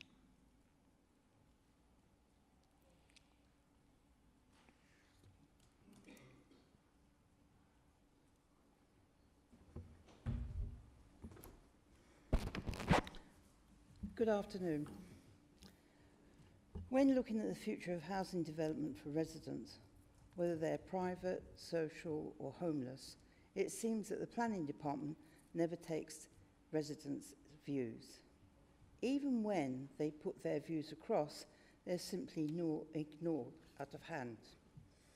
Looking at Prospect Avenue in Rushden, the development where they were not listened to, this has not only cost money, time, consulting experts, but it was simply ignored. Having houses which are built off-site means that the residents are not consulted or given the opportunity to object. This is fine to build estates, but you need the infrastructure to go with alongside schools, dentists, doctors and shops. Stanton Cross, which will have 3,650 houses built, has no doctors, dentists, shops or secondary school. And lastly, transport. This idea of building more will affect these services. When was the decision made to have one planning meeting for the whole of NNC? How do you think residents are going to get there and make their point of views? Councillor Maxwell, this is an item to do with our housing strategy, and you're actually discussing planning policy. So I think if you could bring it back to housing strategy, they are two different things, although they're intertwined. Right. If you continue to work behind residents' back, do you call this a democratic process? No. It's simply not listening and not interested in residents. Therefore, think again about the planning department. It does not work, and planning meetings which we discuss are made without any public knowledge. Thank you. Thank you very much for that. I would add that we've got a planning improvement board which is considering all of those things moving forward, and I'm getting some nods from various people, but thank you ever so much for that. We'll move on to Councillor Vicky Jessup. You have 3 minutes to speak and address the executive. Thank you. Thank you, Chairman, for the opportunity to speak on this item. As the Chairman knows, my background, training and local government experience spanning the last 3 decades, it's in the housing sector. And as shadow portfolio holder for housing, I felt I could not miss an opportunity to speak on this item. Also, I welcome my recent appointment to the Council's Housing Improvement Board, where I hope to use my knowledge to support the continued improvement of housing services and our homes to our customers. I support the housing strategy 25 to 30 and the key objectives of building new homes, improving existing housing stock, preventing homelessness and supporting independent living.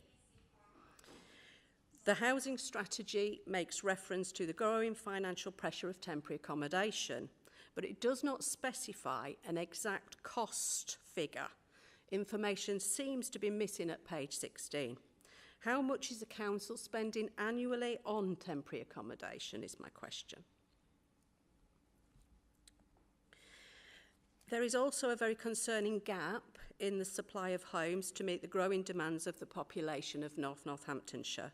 400 households were placed in temporary accommodation throughout the year 1st of April 24 to March the 31st 25.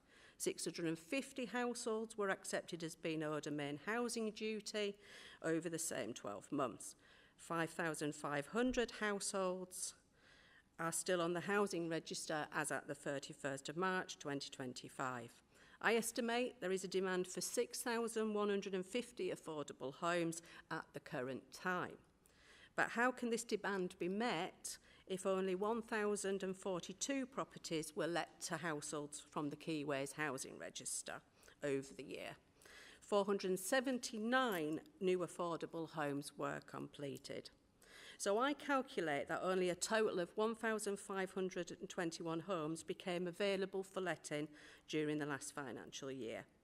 This means a huge shortfall of 4,629 affordable homes which are needed absolutely now in Northamptonshire. The strategy's shortfall of approximately 1,500 affordable homes per year will not meet this current need, nor will it meet the future needs over the next 5 years, and I ask for this figure to be significantly increased. Thank you, Chairman. Thank you very much, and I have to say I was absolutely delighted when Councillor Jessup was given the role of the shadow housing portfolio. It's and also that she joined the Housing Improvement Board. It's a brilliant committee, and it's got a lot of work to do. But thank you ever so much for that. I'd now like to invite Lynn Buckingham to speak. Lynn, you have a maximum of 3 minutes. Thank you again. And again, welcome the report in terms of the amount of work that has been put in over the years. However, there are some questions that I need to ask. You claim 95% of affordable home target has been achieved since 2011, yet acknowledge a serious challenge in hitting the 20,448 new homes by 2030. Where is the delivery shortfall happening, and what is the backup plan? With the Supported Housing Regulatory Oversight Act 2023 in place, what inspection or enforcement capacity does North Northants have to tackle substandard provision, and how often is it used?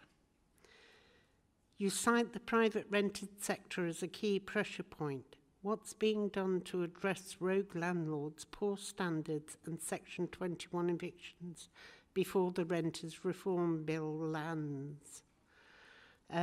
Temporary accommodations already been discussed. Ageing population, you predict a 48.9% increase in over 65s by 2041. What percentage of new homes will be age-adapted or lifetime homes compliant, and will this be mandatory in planning? Community-led housing is mentioned as a solution. Great. How many schemes are live, and how are you supporting them, and where is the evidence of impact? Energy efficiency reality check.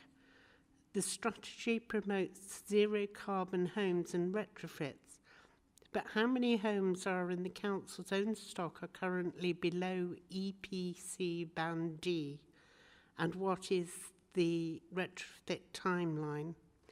And finally, Big 50. Big what? The vision is mentioned throughout the document. What actual housing delivery or service change has occurred as a direct result of it? Thank you.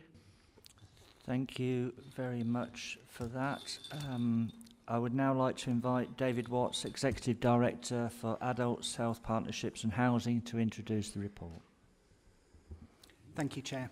I'll try and answer some of those questions. I haven't got answers to all of them, but we can certainly pick them up as outside of the meeting, if that's okay. So, with regards to Mr. Ashton, your questions around numbers and where properties would be developed, I think it's really important for us to recognise that the housing strategy is about place shaping. It's not necessarily about the council delivering all of those accommodations moving forward. So it is about working with our social landlords, but also working with our planning department to make sure that we are developing the right sorts of properties in the right places moving forward. And that includes affordable accommodation on some of our big developments as well. Councillor Jessup, you asked the question around temporary accommodation spend. So on average, we've previously spent about £1.5 million per year on temporary accommodation. With significant work by the team over the past year, that has been significantly reduced, and with the net expenditure is around about £600,000 per year at the moment. Still more work that we can do in that place to try and manage that.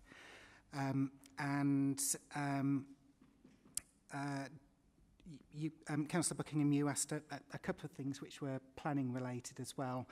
And there were a number of questions which related to private sector landlords, which my colleague Ian is on the other side. I haven't been able to catch his eye to see whether he's able to answer any of those questions for us, but if not, we can certainly look at getting you answers around the private sector landlord questions that you've asked as well. So on to the report. The report before you members is a combination of a significant amount of work led by Yvonne, our Assistant Director, and her team in looking at developing the first housing strategy for Northamptonshire. We've previously been working to the previous housing strategies that were developed by predecessor councils. As I've previously said, it is a place-shaping document. It is very much about not just what we do as a local authority, but how we influence others in the sector as well. The executive in February, so on the 12th of February 25, considered the draft strategy and agreed that it could be presented for public consultation. That public consultation took place between the 21st of February and the 11th of April.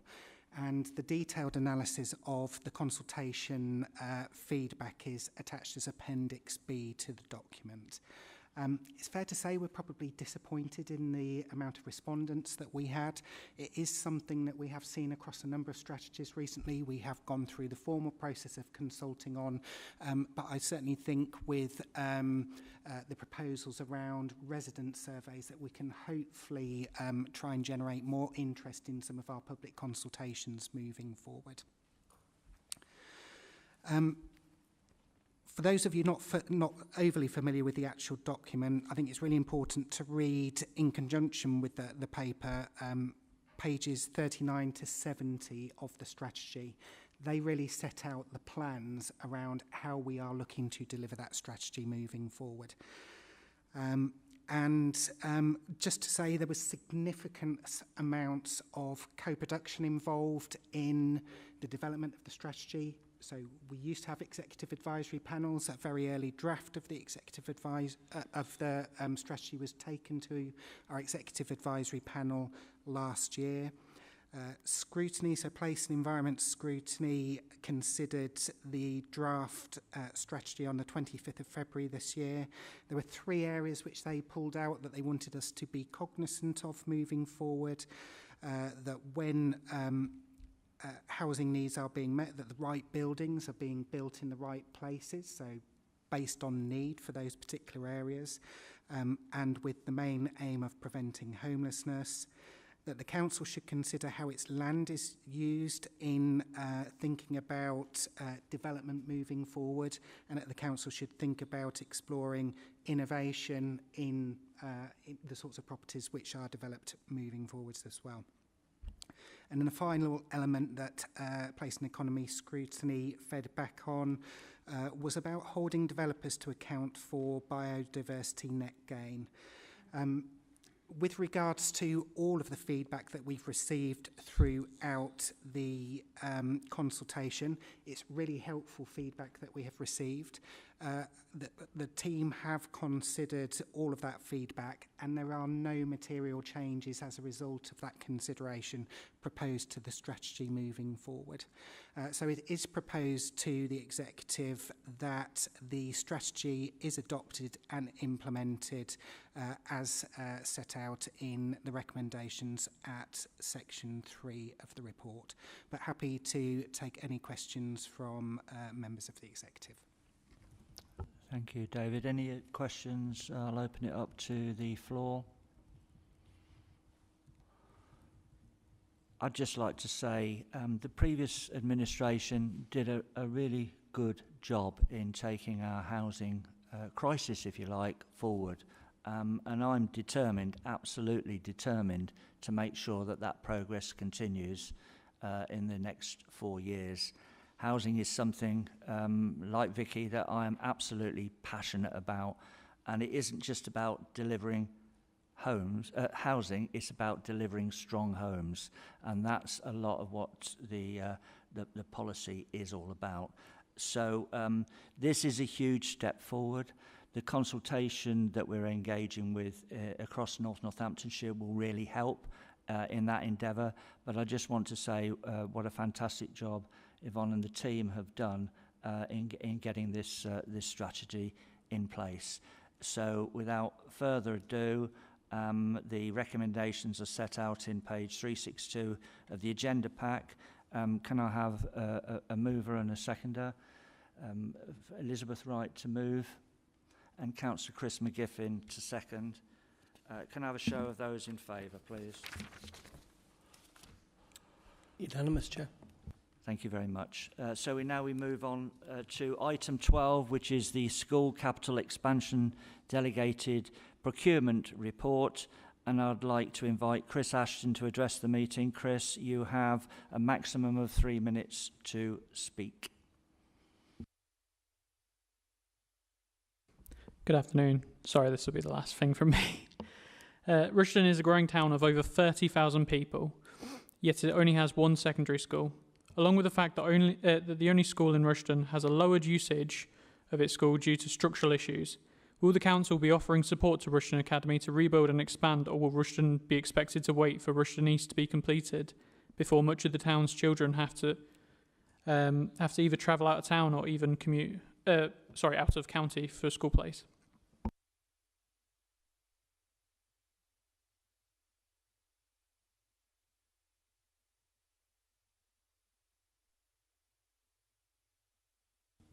Thank you very much for that. Short and sweet, it caught me out. So I'd now like to invite Dorothy Maxwell to address the meeting, hopefully on the School Capital Expansion Report. And Dorothy, you have 3 minutes to speak.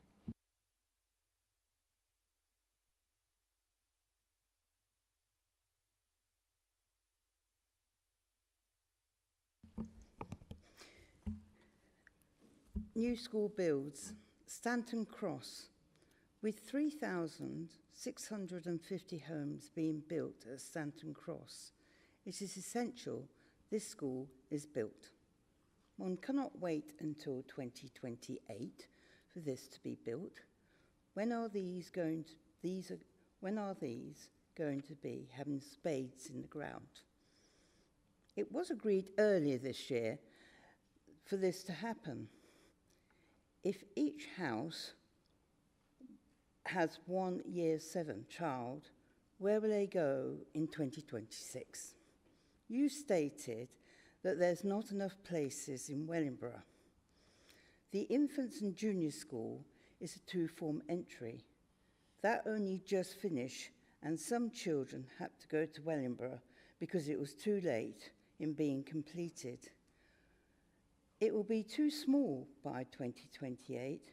Had you realised this? No. Therefore, my question is, when will this school be built? How many classes per year? What will happen to the children without places? Where will they go to school? What happens if you have children from private schools needing places due to VAT and increased employers' national insurance? Where do they go? At present, Stanton Cross is building houses with no idea where the children will go to school in years 7, 8, 9, 10 and 11. My question, you have not identified the total capital outlined in 7.4.6. Therefore, will it be open in 2026-27? No. Thank you. Thank you, Mrs. Maxwell. I would now like to invite Claire Edwards, the Executive Director for Finance, to introduce the report. Claire. Thank you, Chair. So this report today is an update to the Executive around the school expansion programme. So noting the updates in terms of funding arrangements together with this approval for procurement as set out in section 5. This is in relation in particular to the maintained school for Millbrook Juniors and in relation to the new school at Stanton Cross. So the report does outline the next steps in procurement in particular, in section 6. In terms of the questions that were asked originally, I would like to hand over to the DCS in terms of referring to the sustainability in terms of placements, in terms of the expansion that we're doing going forward, which there's a considerable capital programme already set aside in the medium-term financial plan to try and address this. But as you'll appreciate, as we do allude to in 7.4.6 of the report, this will be subject to funding and making sure that we do have a sustainable programme going forward. Otherwise, I'd like to move to the recommendations or take further questions. I'd like to ask Charisse Monero, the Executive Director for Children's Services, to add anything to Claire's report. Yes, thank you, Chair. I just wanted to start by saying that in context, children and young people remain at the forefront of everything we do. And with that being said, our commitment and our long-term aspiration is to ensure that there is provision of school places in the right place at the right time, because we know how significant it is for children to thrive, but to achieve their potential, not just in this generation, but generations to come. So we've been undertaking a substantive amount of work to be able to deliver a large-scale transformation programme, which covers some of the school expansion programmes and schemes that are listed within the report. The focus is around increasing our capacity and sufficiency for alternative provision, but also SEND provision, because we know that we've experienced a significant upward demand trajectory with our education healthcare plans, which means that we have to be strategically responsive, but we also need to ensure that children are in the right provision at the right time.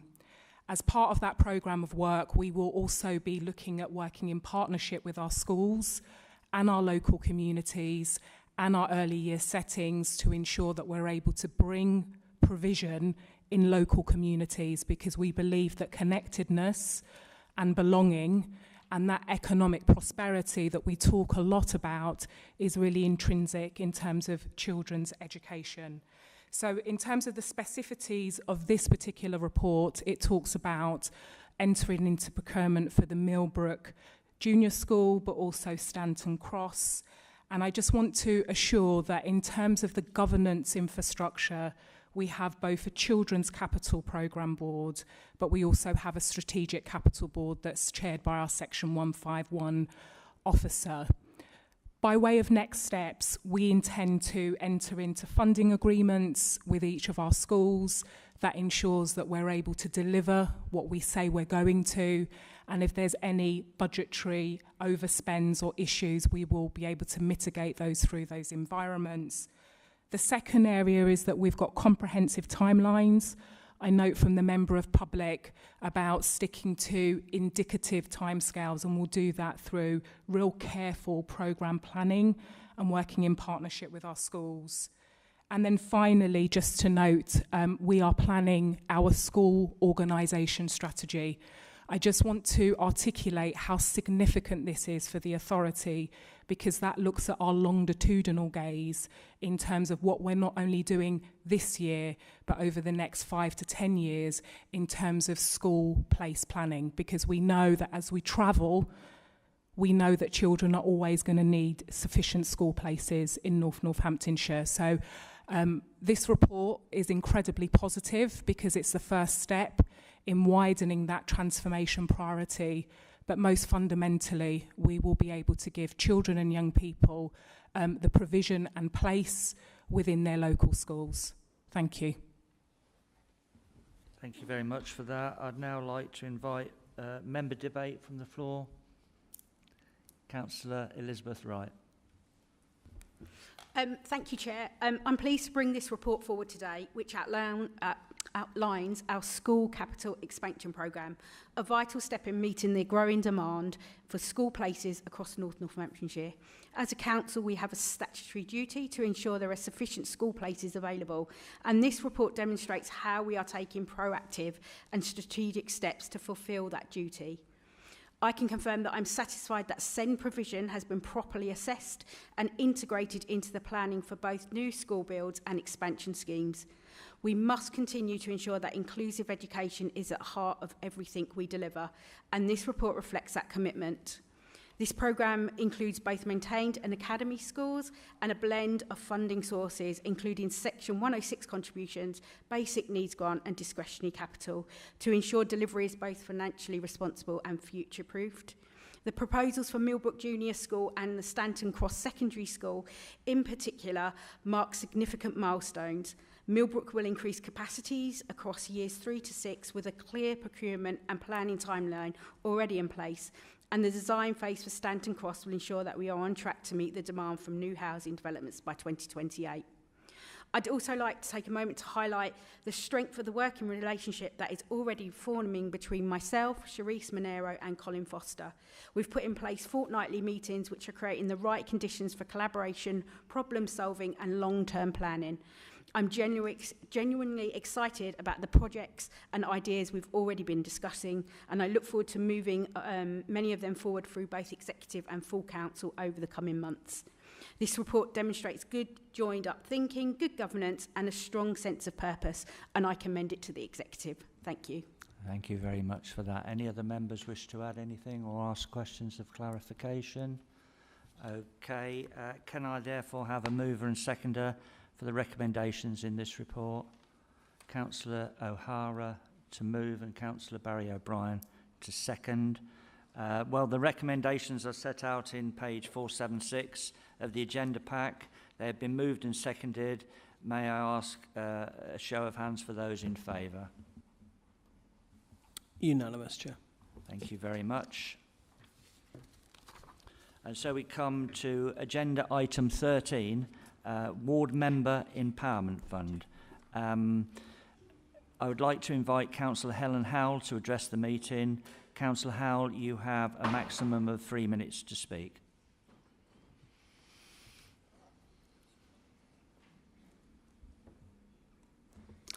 Thank you, Chair. I'm always pleased when a paper is brought forward that makes it easier for our residents and organisations to benefit from our services and access vital funding. Many of them rely on these small pots of money to keep going, and change for the better is always welcome. However, I do not think all of the proposed changes here are better. Some of the proposals, in my view, are a backward step. For instance, only allowing an organisation one opportunity to access funds in any given year is not acceptable. Making a claim for empowerment funds for a T-earn stops the same organisation from applying to another fund for the replacement of their heating system, for instance. If NNC were only allowed to apply for one fund in any given year, we wouldn't be able to function. Many organisations rely on different funding streams. This really is not fair. Adding a lower limit of £200 means we will not be able to help as many small organisations as before. Members are elected in their own right, not as a collective for the ward. So why are we having to agree funding between ward members? The funding is the same per head, so why can we not make the decisions to support applications ourselves? And what if there isn't an agreement? Councillor Kirk Harrison said at the last Raunds Town Council meeting that if there wasn't agreement between councillors, then there would be a backstop position to revert to the original policy. If that is the case, why change? We are elected from different parties with different views. The only thing I can see here in split wards is the opportunity for conflict. There has always been the opportunity to pool funds and work together, so why should this be forced upon councillors? Who decides on the lead member? Who is to sign a declaration and take full responsibility for that the application meets the criteria? Surely this is passing the buck. Officers have a responsibility to ensure the application meets the criteria. All members do is agree to support the application if it qualifies. If the due diligence process is robust, then putting all of this responsibility onto councillors shouldn't happen. Councillors are not experts, and I neither can see any cost savings in the proposed paper. Councillors by nature are also often trustees or board members. To restrict these organisations from applying for funds is, in my view, ridiculous. This means either they have to get rid of the councillors from their organisations or are unable to access funding. Will you be applying this criterion to all funding opportunities? So I respectfully ask that you defer this paper to make the necessary changes for the benefit of all organisations here in Northants. As it stands, this paper, in my view, is not fit for purpose. You want to make changes for the better. Why not start as you mean to go on? Thank you. Thank you very much for that. I'd like to invite Councillor David Howes to address the meeting. David, you have a maximum of 3 minutes to speak.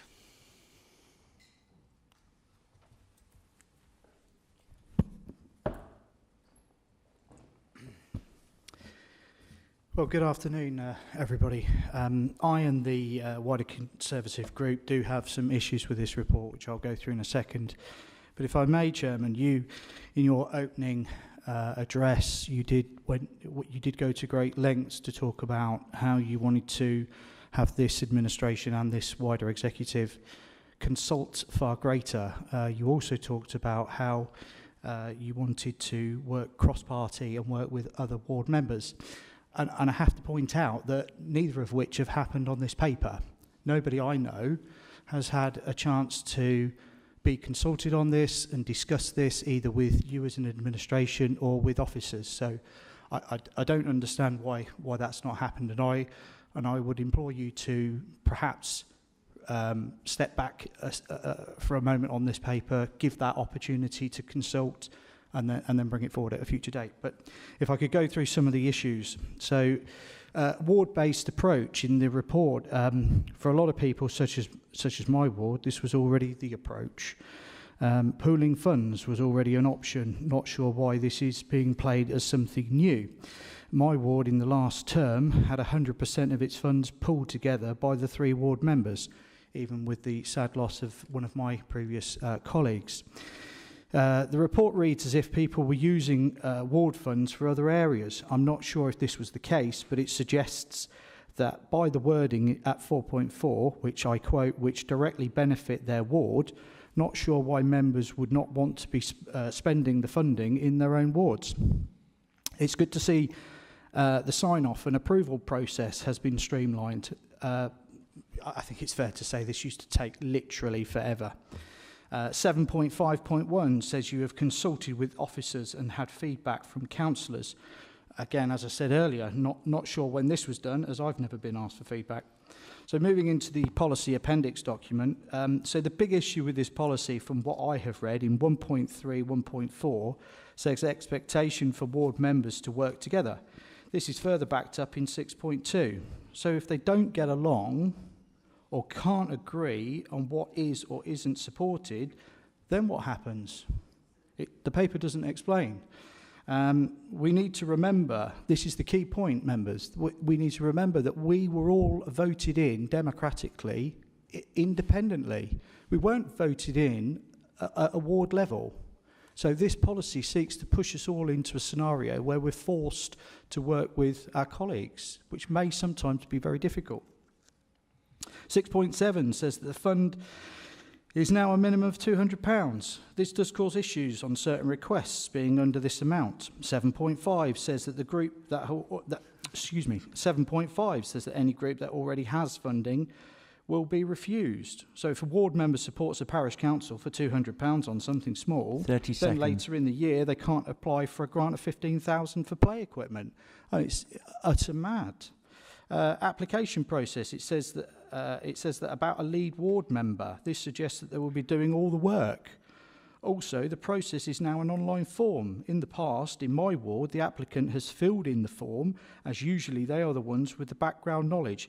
Is this still going to be an option, Chair? And final point, 13.4, says members who are members of a group, an organisation, are discouraged from making an application. Why? This surely will take out dozens of groups that will be eligible if only an NNC councillor didn't sit on the body.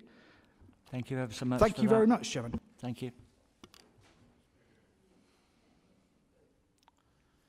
I would now like to invite Camilla Coulson-Patel, Director of Law and Governance and Monitoring Officer, to introduce the report.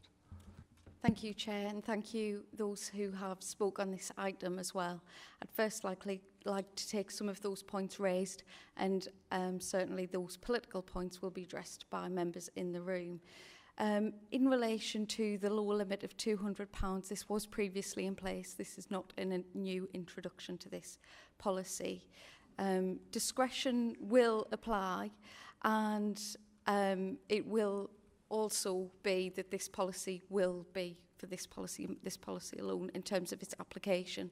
So Councillor Helen Howell did point out, would this apply to other funds? I can confirm that this is only in relation to the Member Empowerment Fund.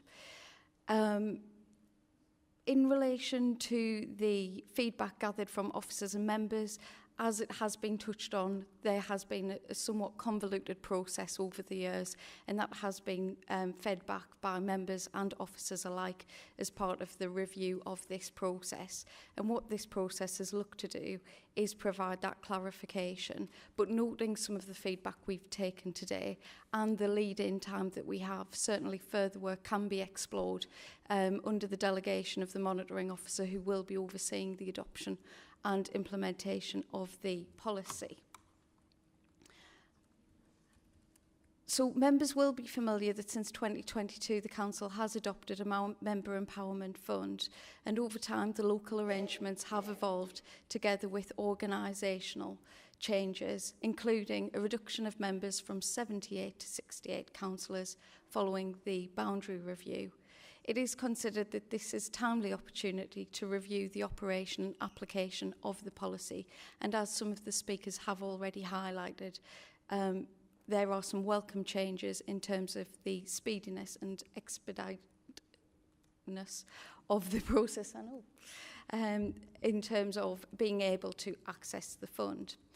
This report sets out the changes detailed within the policy, and they are proposed to go live from the July 2025. The changes can be summarised as follows. The policy is to be titled the Ward Member Empowerment Fund to reflect the change to a ward-based approach. This will allow increased opportunities for members to work together on applications which directly benefit their ward to be linked back to their wards. The wording throughout the policy has been updated to allow greater clarity on the application and its interpretation, including that mentioned by Councillor Howe in respect of the benefit to specific wards. Whilst that was there for inference, it wasn't clearly stipulated and had been a source of questioning from members formally. Additional wording has been inserted to set out the arrangements during the pre-election period, as well as timings of access to the fund have been included to align with the year-end work and ensure that the budget monitoring close down of the accounts can take place in a timely manner. The sign-off and approval process has been streamlined to improve efficiency and a consistent approach in its delivery. A copy of the revised policy appears at Appendix A. With the changes, it is considered that this will support easier and earlier decision-making, facilitate the pooling of budgets to bring greater benefit to the wards, encourage collaboration with members, respond to increasing demand from groups for revenue funds, to provide greater clarity to councillors and applicants on the funding criteria, as well as councillors on the process to be followed, including declarations of interest. Subject to approval from the policy, it is envisaged that will be implemented from the 1st of July, with associated communication and guidance issued to all councillors to promote the awareness of the fund. Finally, I do wish to highlight that this fund has previously been incorporated into the budget setting for 25-26. The fund and the associated policy will still be subject to review as part of the budget setting, including scrutiny for 2026 and 2027, when considering its future viability and funding. Chair, I'll be happy to take any questions before the Executive move to the recommendations as shown in the report. Members, any comments on the report or observations? Councillor Harrison. Thank you again, Chair. This is it's always a difficult one for me, the Members' Empowerment Fund. Many of you know I used to be an officer, I used to work in democratic services, and I used to help administer the fund for members. It's a really difficult one when we have allocated a pot of money, in this case £2,000 per member, so £136,000 per year, to, yes, benefit communities, but on the other flip side of that, offer members an opportunity to say, look what I've done, look what I have supported. In essence, it can be seen as a bit of a re-election slush fund. So I personally think that the changes to the process of strengthened governance here, I think they've minimalised the opportunity to do that. I think they've certainly encouraged collaborative working. Councillor Howell talked about it as an opportunity for conflict. Well, I see it as totally the opposite. It's an opportunity to get together and make good decisions for the benefit of the community, not personal ones. So, for me, the other thing I wanted to point out, there was a little bit of confusion about the de minimis of £200. That absolutely is in the existing policy, and it's simply been carried forward to this policy. So I think ultimately the changes that have been made are positive, and for as long as the Empowerment Fund exists, I hope that it will always be used for the benefit of the community rather than for the individual councillors. Thank you. Thank you very much for that. Any other comments? Councillor O'Hara. Thank you, Chair. Thank you for that clarity. I think that the streamlining this application process is the benefit for all. I like the fact that we'll all be working together collaboratively, because I think that that's what this council is about. It's about community, it's about family, it's about making sure that we act collaboratively within the community to get the best results for our community and to make sure that we are actually using our money efficiently and working together. And this is what this seeks to do. I know myself, in my area beforehand, it was always me that completed the forms invariably. I think there was only one occasion where that didn't happen. And we did work together to support an initiative within our area that benefited the whole community. So I think looking at the way we're doing this now, it's what we've done anyway. We just didn't realise it. So I welcome this and support this. Thank you. Thank you very much for that. Any other comments? Well, I better throw my two penneth in. So this is a significant amount of money. It's budgeted for this year of £136,000. In Urchester Ward, for 4 years, I worked with my two fellow councillors and never had one single example of conflict. Your communities didn't vote for you to engage in conflict. They voted for us to work together in the best interests of residents. We also know that this will deliver efficiencies. We were talking earlier about efficiencies. Okay, this is a fairly minor efficiency saving, but it is still significant. And I know the amount of time that the scheme takes to administer. So with that, I would hope that we can get along. This isn't about politics. It's about putting our residents and our communities first. And I fully support this proposal. So may I ask for a mover and a seconder for the recommendation in this report? Councillor Harrington to move, Councillor O'Hara to second. All those in favour? Unanimous, Chair. Thank you very much.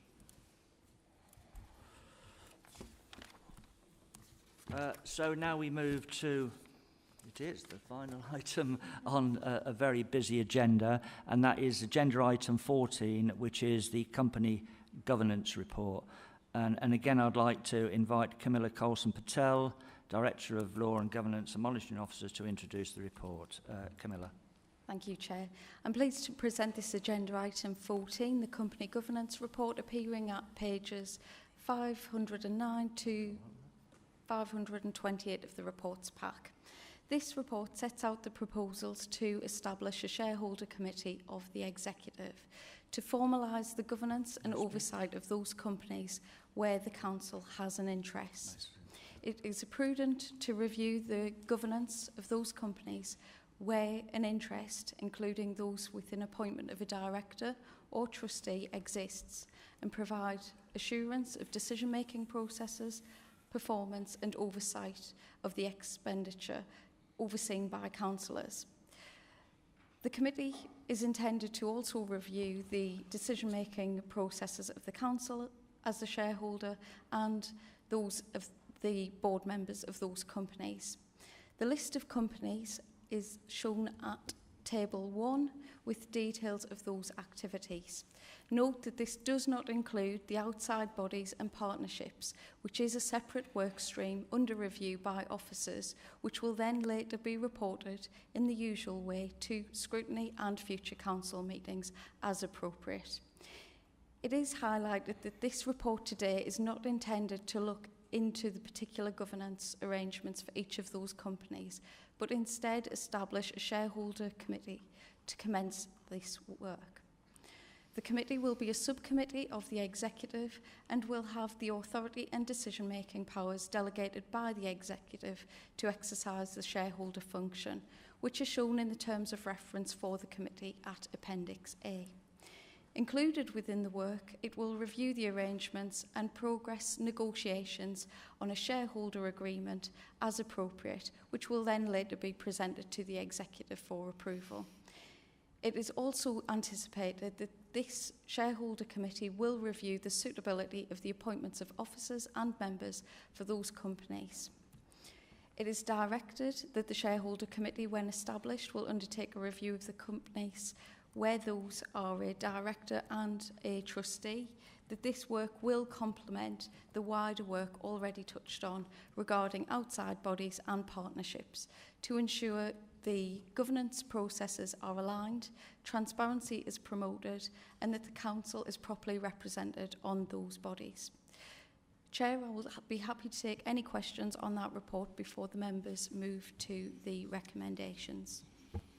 Thank you very much. I'd like to open this up to invite members to debate from the floor. Councillor Harrison. Thank you again, Chair. Really just to support the report, having seen firsthand what can happen without strong governance for wholly owned companies, I'm fully behind this. I think it's responsible. We need oversight and we need to protect the public interest. So fully support the report. Absolutely. Any other comments from members? In that case, may I have a mover and a seconder? So mover, Councillor Kirk Harrison, seconder from Councillor Chris McGiffin. The recommendations are set out on page 510 of the agenda pack. They have now been moved and seconded. Please may I have those in favour? Unanimous, Chair. Thank you very much.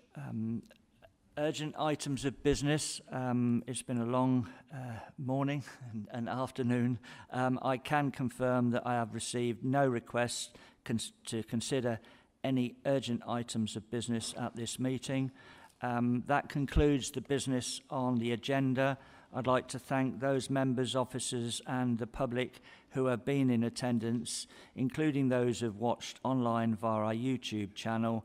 I now declare the meeting closed. Good afternoon, everyone.